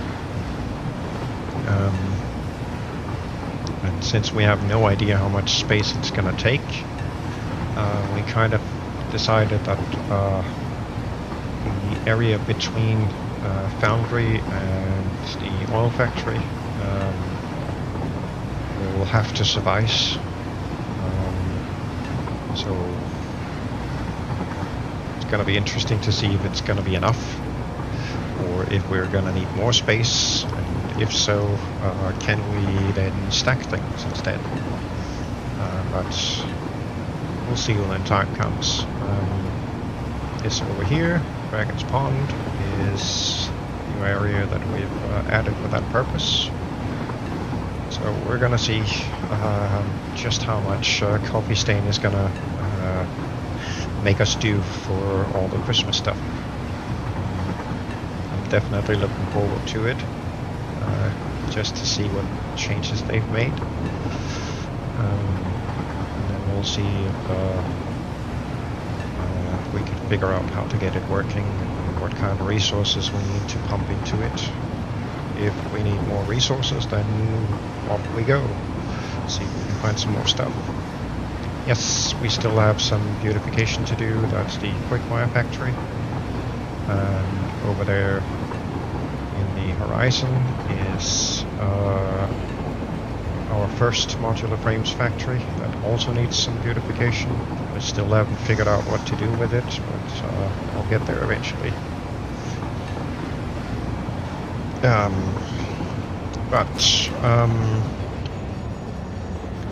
Arriving here back at base, I think that's gonna be it for today. I know I'm calling it a little early today, but I am still under the weather, and I'm kind of out of energy, so it's gonna have to do for today. New stream will be on, let's see, it's Wednesday today, so next stream is on Friday. So I guess I will catch you guys next time. Thank you so much for hanging out and watching, and I'll catch you on the flip side.